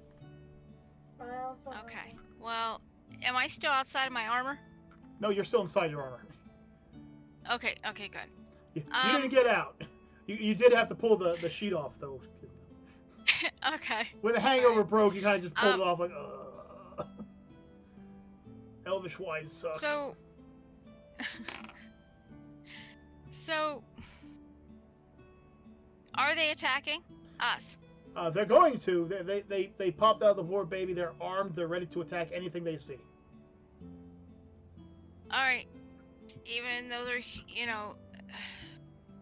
The slaves are a target too. Everyone is a target. These things are basically rabid.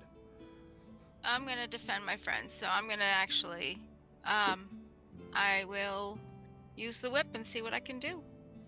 All right. Roll a dice. What do I have to? D20. So it's R/D20. /R. or /R, sorry. And then I write 20. Yep. Right next to expression. Oh, nope. You gotta put D20.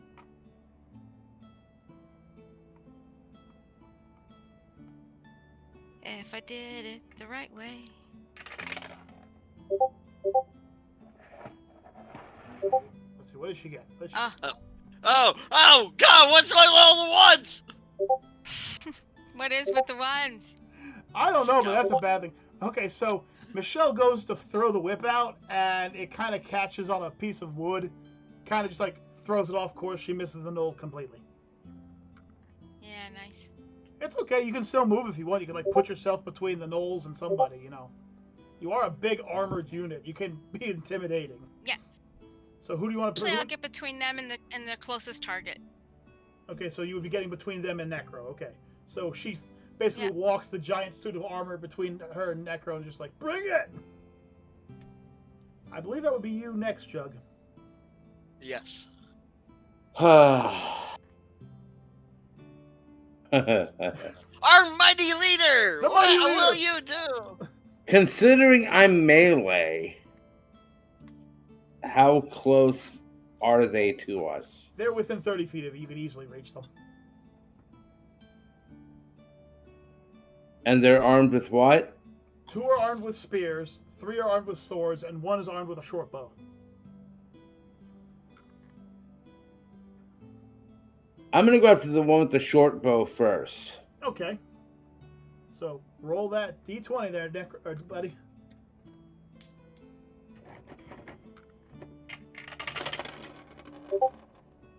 Four. A 4? Holy fuck these roll numbers. You guys forgot about like base attack bonuses and everything. So Jug comes in. What are you wielding, by the way, Jug? What's your weapon? I was with Pit Fighter, remember? Oh, so you're going in barehanded? Yeah. Oh, okay. Then he has a +4 to his bonus attack. So he rolled an 8. Okay, he easily hits. Juggernaut connects with a fist of pure flatulence. No, I'm just kidding. God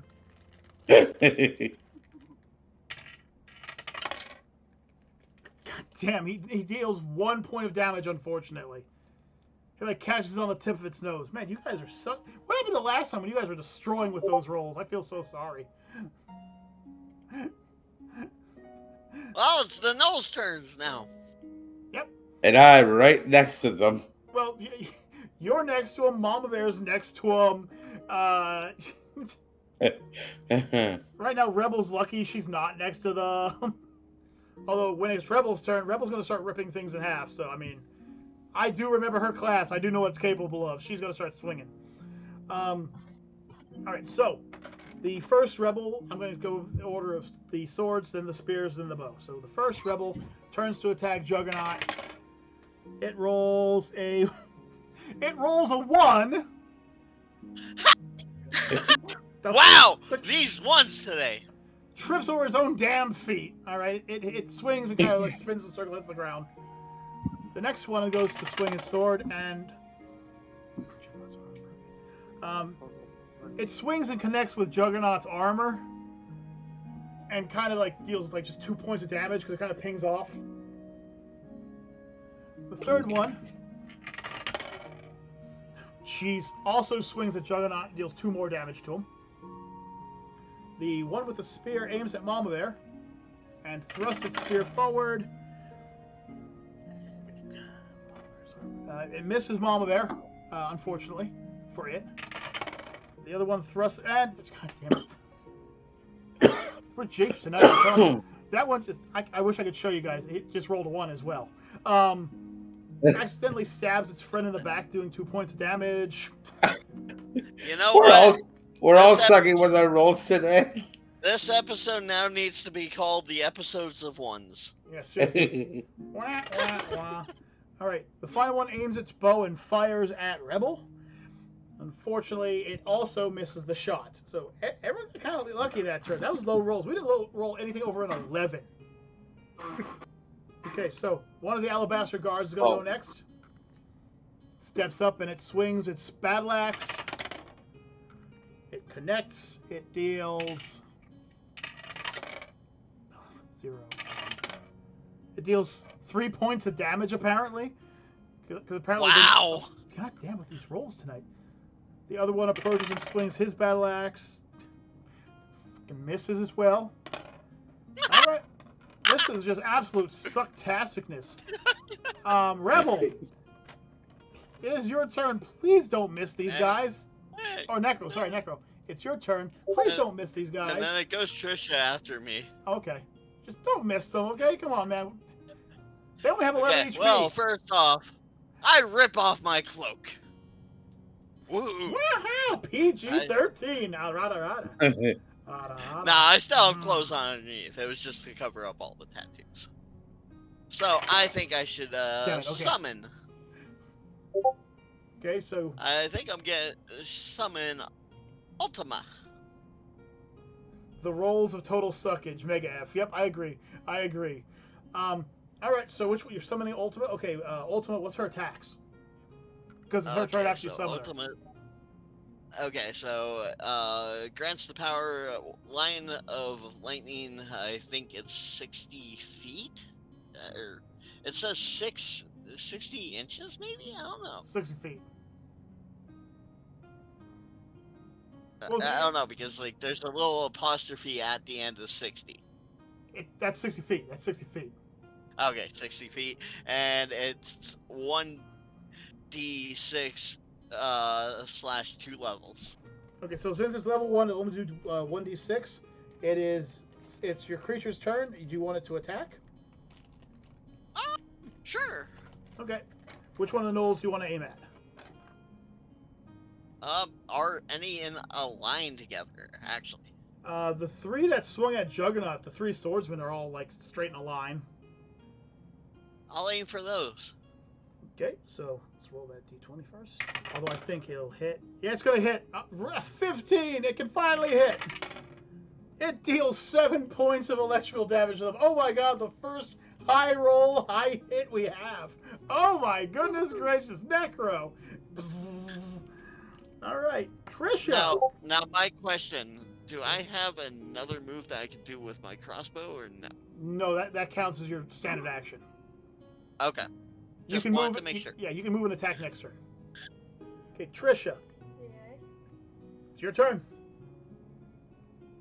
You have your squeaky warhammer. Yep. Squeaky! Do you want to hit one of them, or run away, or what do you want to do? Squeaky!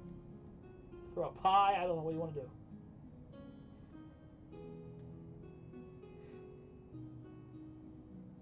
I use Squeaky. my pie technique. All right, who are you aiming at? The swordsman, the spearman, or the bowman? Sword. All right. She connects. Trisha runs forward, pulls a pie out of her pocket out of nowhere, and throws it, connecting with the poor Knoll's face. He's now blinded by a pie. Now there. I see. Oh, I see. You are beginning to connect with that, huh?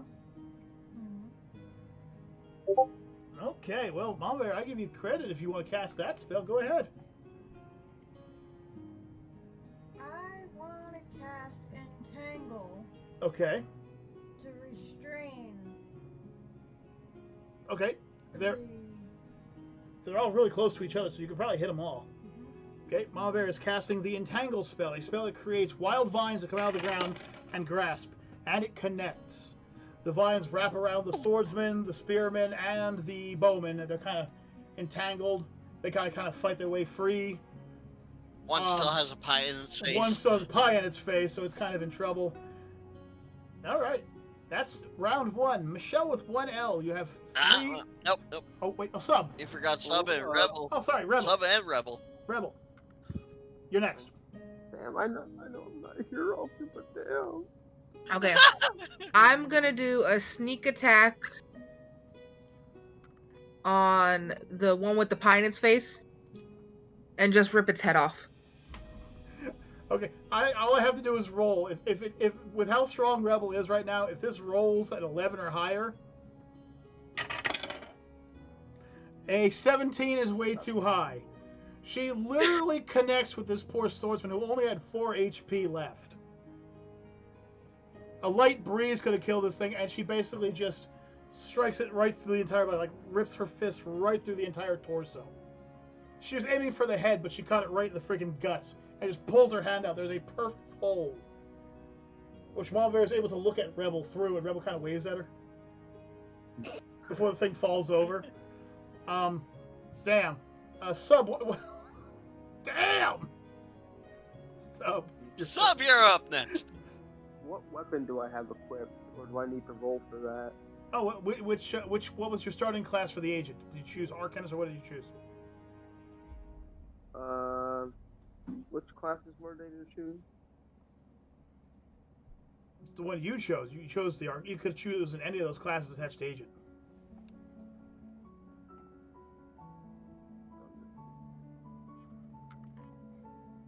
Let me see.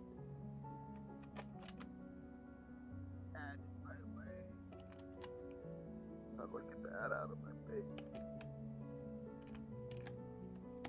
I guess I'll start with Arcane. Okay.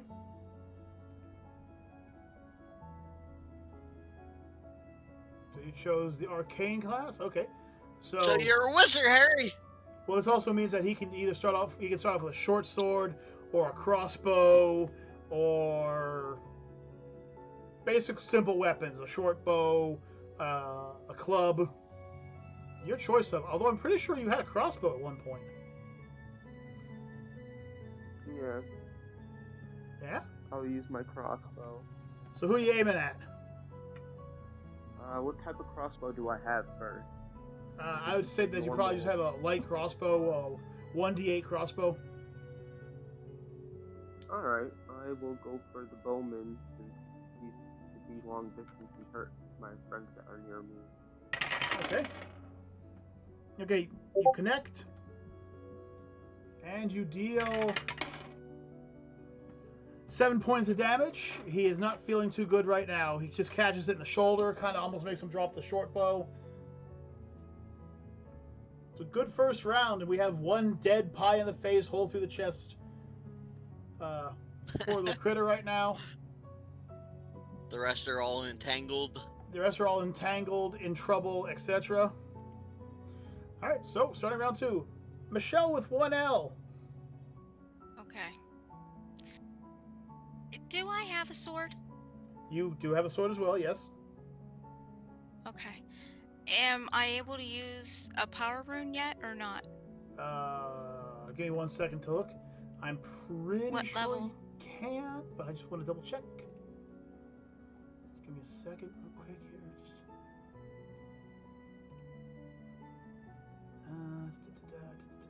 I don't know what level I... You're level 1, so just give me a chance to You're look level at... 1. I'm peeking right now. Yeah, I didn't know what level I needed to be to use it. The power rune is unfortunately level 3. Okay, no problem. But you do still have the armor, the sword, the whip. Yes. So, I'm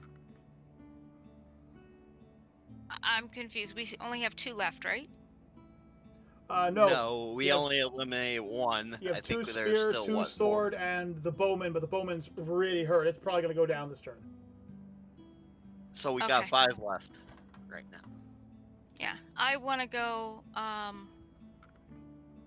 probably... I want to use my sword. Okay. Against, whatever, you know. Okay. So, close. I want to get, I want to get one of them there. okay. Are you going to roll or? You can roll if you want. Yeah. Yeah, roll for me. Okay. Well, you hit, and you dealt 4 to one of the swordsmen, which instantly drops that knoll down as well. So the knoll falls down to a slash. You kind of just do like an upper slash, catch it right across the chest. It makes a gurgling noise as it reaches for the wound. It just falls over. Nice going right there. Nice going. Oh, Fearless Weeper. Leader. Confused about the rebuke undead. Okay. What do you have against it? No, I'm just confused. Okay. You can use it to either control the undead, as in you can tell them what to do, or you can use rebuke, which will damage them or make them run away. Of course, these gnolls are not undead, so. So I'd like. All right, so I can't use it. No, you can't use it on them. No. But you could do things like you could use like obscuring mist to blind them, or you could just go up and stab their arses in. You could use your mage hand ability to like grab them by the throat and strangle them or something. You know, you have a lot of options. Yeah, I'll use my mage hand to attack. Okay, so who are you aiming at?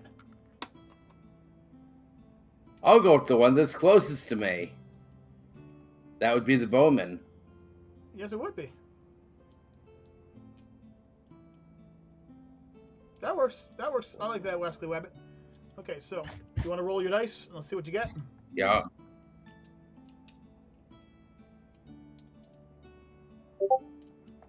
Three. Roll a 3 plus your attack bonus. Okay. And you're going to be using Mage Hand. Mage Hand is a 6, I believe. Hang on. Gotta get another dice. 1 second. I have a feeling he's still going to kill him, though, because he's only got like 4 health left. So I think this is like a moot point here. You dealt 3 damage to it. It's got 1 health left. But it's kind of being held in place by your mage hand, so it's like he ain't moving. The next person. And plus, it's still entangled. Yeah, so the next person who swings that thing, it's just gonna die. You did a good job there, Jug. You did a good job. You know. Yeah. Okay, so after you, it was the gnolls. I believe it's the gnolls, then the guards, then me. Okay. So, just going to roll a quick... I'm just going to do a run through. I'm pretty sure all those gnolls just want to get out of that damn grasp. So, let's see. Where's Entangle real quick? I forgot what the DC is on real quick. If you can just bring that up real quick. I think it's a good D8, but I want to make sure. There you go. Right there. Okay, so... oh, Jesus, a D20 escape. Damn. I don't think any of them are going anywhere. Let's just see here. No. No. No. And no, they're pinned. They have him by the throat. They're screwed. Oh yeah. So the one guard kind of nods to Mama Bear and swings at the spearman who's being entangled. He connects. And he's only got to do 4 damage. Come on, guard. Do 4 damage for a change. 7. All right, that gnoll just gets split in half by the guard. Just bisected instantly. The other one's going to run up. He's going to aim for the one that's being held. I don't even have to roll. I just have to roll the damage. Sorry. The one that's kind of being held to the ground by Mama Bear's entangle and by the throat by Mage Hand. So he's kind of just like floating like this. Let's just roll the d20 anyway. Maybe it'll be a d20. It's a d-frickin-20. He hits that creature so hard that Juggernaut's Mage Hand comes flipping back at him. And flips him off. It just flips him off in midair, like. Rrr. So that means the only one left is that one poor spearman, and it's Necro's turn. And Necro can either. And let's hope the spearman has his brown pants on. I hope so. I hope so. This is where it ends badly. A slab of cheese falls from the sky onto the place where the bowman once stood. So I either have my bow or I have, my summon that's, just sitting there. Decisions. It's got 4 health. Electrocute the thing or shoot it or move. I don't know. Just do something. I'll get electrocute it. All right. That's a D8, right? D6. D6 damage. Okay. 1d6, yeah. It does 2 damage. You still have another turn, Mark. Nick, you know that, right? You can do it Okay, again if you well want. now I will now fire with my crossbow, and the crossbow I think is gonna have some poison damage to it. Oh, okay. So, well, it lands, and it obliterates 6 damage. It strikes right through the creature's heart. It's kind of gasps for a few seconds, kind of looks at Necro, sadness in its eye, like a teardrop falling down, and then just like falls over, and then Necro flips it off, which of course means that his ultimate also flips it off. So, with a semi-aesthetic thud, the last knoll falls.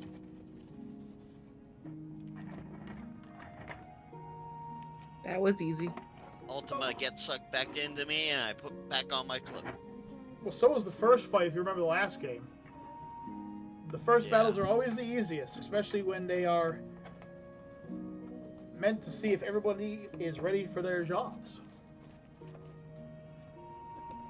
All right, guys. Apparently, the dice weren't ready for their jobs. No, Jesus, Nope. what the heck was up with that?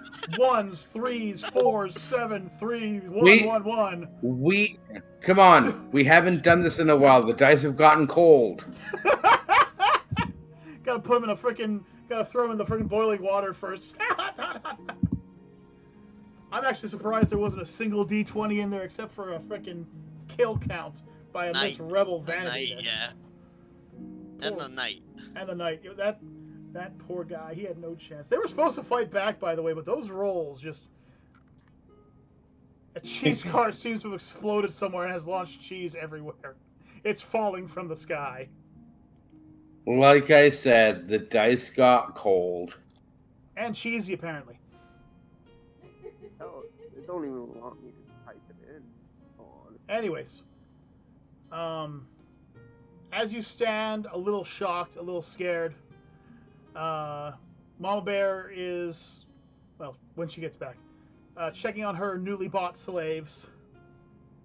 Mr. Slice appears, who was standing by Mama Bear the whole time. Woo-wee! What a fun trip, huh, guys? Who fed that? Who fed... Yes? Something you wish to say? Oh. I'm trying to figure out how gnolls got into the belly of a cactus dragon. They're herbivores. They sure as heck don't eat gnolls, nor do they eat gnolls with expanding stomachs. Ugh. Strange how it is. But a deal's a deal and a gold's a gold. And thanks to all of you, I've made hundreds of gold today. Oh, the orders. He starts going through a flip book full of orders. Oh my god. How am I going to get a 2-headed shark? Why would a priest want a 2-headed shark? Oh well, questions for another day. He smiles at the rest of you guys. You guys are strange. How odd is it for there to be this many people showing up in town? Armed. The Alabaster Guards kind of look back at each other herself and look at you guys, and they kind of look at him. Curious, I say. It's as if you knew something was going to happen. Don't look at me, I'm just holding pies. Amateur. He calls you an amateur. Why does a priest want to Be back. Who said Why that? does a priest We want Mr. never Slice. travel anywhere unprepared. Subs still suck on that. That's strange. Because we never know what we're going to come across. Yes, but Orcellia is known as a town of peace.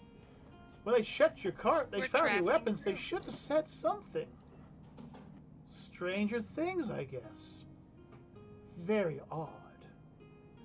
It's a very good show too. You should watch it sometime. He begins walking back to the big top, kind of scratching his chin. He looks over the group. You individuals, you're gonna make quite a fun place of this. I wonder, has the prince found you yet? I feel like You mean the meanie pants? I like you. He steps into the tent Yeah.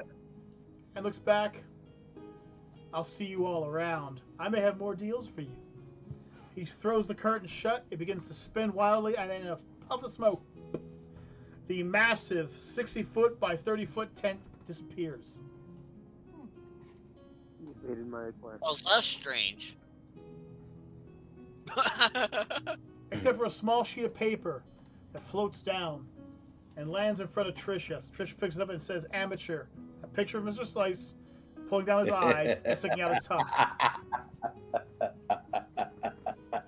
Damn, Mr. Slice got out for Trisha. After all, She called him an amateur first. Touche.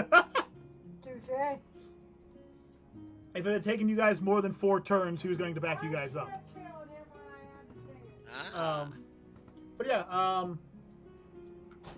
so the guards come over and they double check, asking you telling you like Mr. Slice shouldn't have known that information. They look at Juggernaut and say, "We've told you nobody. We of the Alabaster Guard have kept our mouths quiet. We, other than the king, we're the only ones who knew you were here." How the prince and Mr. Slice would figure out is completely different. But they're always at ends with each other. I don't know how they're allies, but we need to find out who is the one spreading the information. You were supposed to be here on a secret mission, and yet already 2 of the heads of the largest organizations have found you, called you out on it. This may be more troublesome than it appears. We should get back to the inn. The Alabaster Guard nods, Yeah. looks at his allies and says, "Take them back to their inn. Check it. Make sure there's no listening magic. Make sure there's nothing in there. Lock it down. Lock it down, Never food. and we will bring you a feast beyond feasts." Thank you. Thank you. Thank you. Much You are appreciated. all rushed, including the slaves that Malware bought, back to the inn. Or tavern, whatever you want to call it. The Invert, the Tavern. Tavern, I like that, Tavern. They're all rushed back to the tavern. Where there is a bar. Yes, because you walked into the bar. And that was shot at you, Jug. You know that was shot at you, man. Come on, man. As you all get in, some of you cleaning blood off yourselves, some of you cleaning pie off yourself. Hey, what can I say? I like pie. I'm sorry, Mom Bear. Really? Ah. And ice cream. That's not ice cream! That's What is it? It's sour Whipped cream. cream! Wow. That is how I'm much hungry. Mama Bear. That's Mama Bear. That's Mama Bear's sour cream. I had to show that off. I'm sorry, Mama. That's me too. Oh God, it's That's hurt me you. too. Oh no! Stop! No. The sour Hey, cream is good. Hey, Mama Bear, have you tried a piece of cheddar cheese on your apple pie? Ew. I was actually told that's not too bad. It kind of contradicts the flavors. That's an There's Yorkin thing. there's an old, I want to say, German dish where it's apple pie with sausage on top. It's sweet and savory. Yeah, No, it does not taste good. sure it does. I've had that. Well, while all you guys are talking about food and everything, you have something you have to take care of. For instance, your new guests. Oh yeah. Exactly. What's the dragon doing? I'll take the kids. They can come with me. No. No! No. No! No. No! I will No. take the kid. I wanted to The dra- that was there. The dragon has found his way up into Mama Bear's room and has curled his bulk around the egg that she has. Aww. Aw.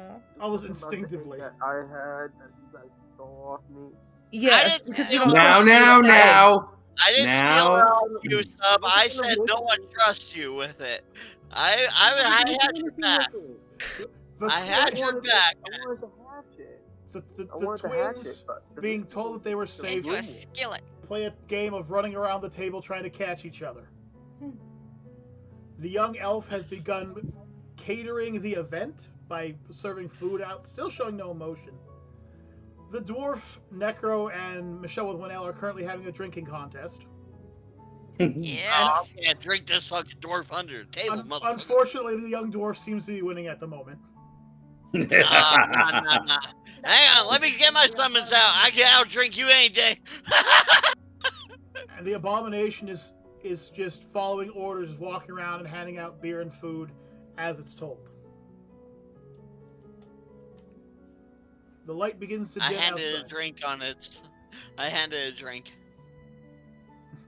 It grabs Necro like he's a pop top, squeezes him so his mouth opens, dumps the alcohol down his throat, and lets him go, and continues to wash to clean it. Just walks up and squeezes his neck like, ah, and just dumps it down his throat. Washes the mug and hands it back. Quick delivery system. Like it. Quick delivery system. Now, is there anything you guys want to say or talk about before we end this? Pretty sure we were still high off that shit that you lit earlier, those incense jug. Yes, Why It did- was merely a calming agent. I don't know what you guys are talking about. We're going to talk about the people that evidently did do this and what their intention was.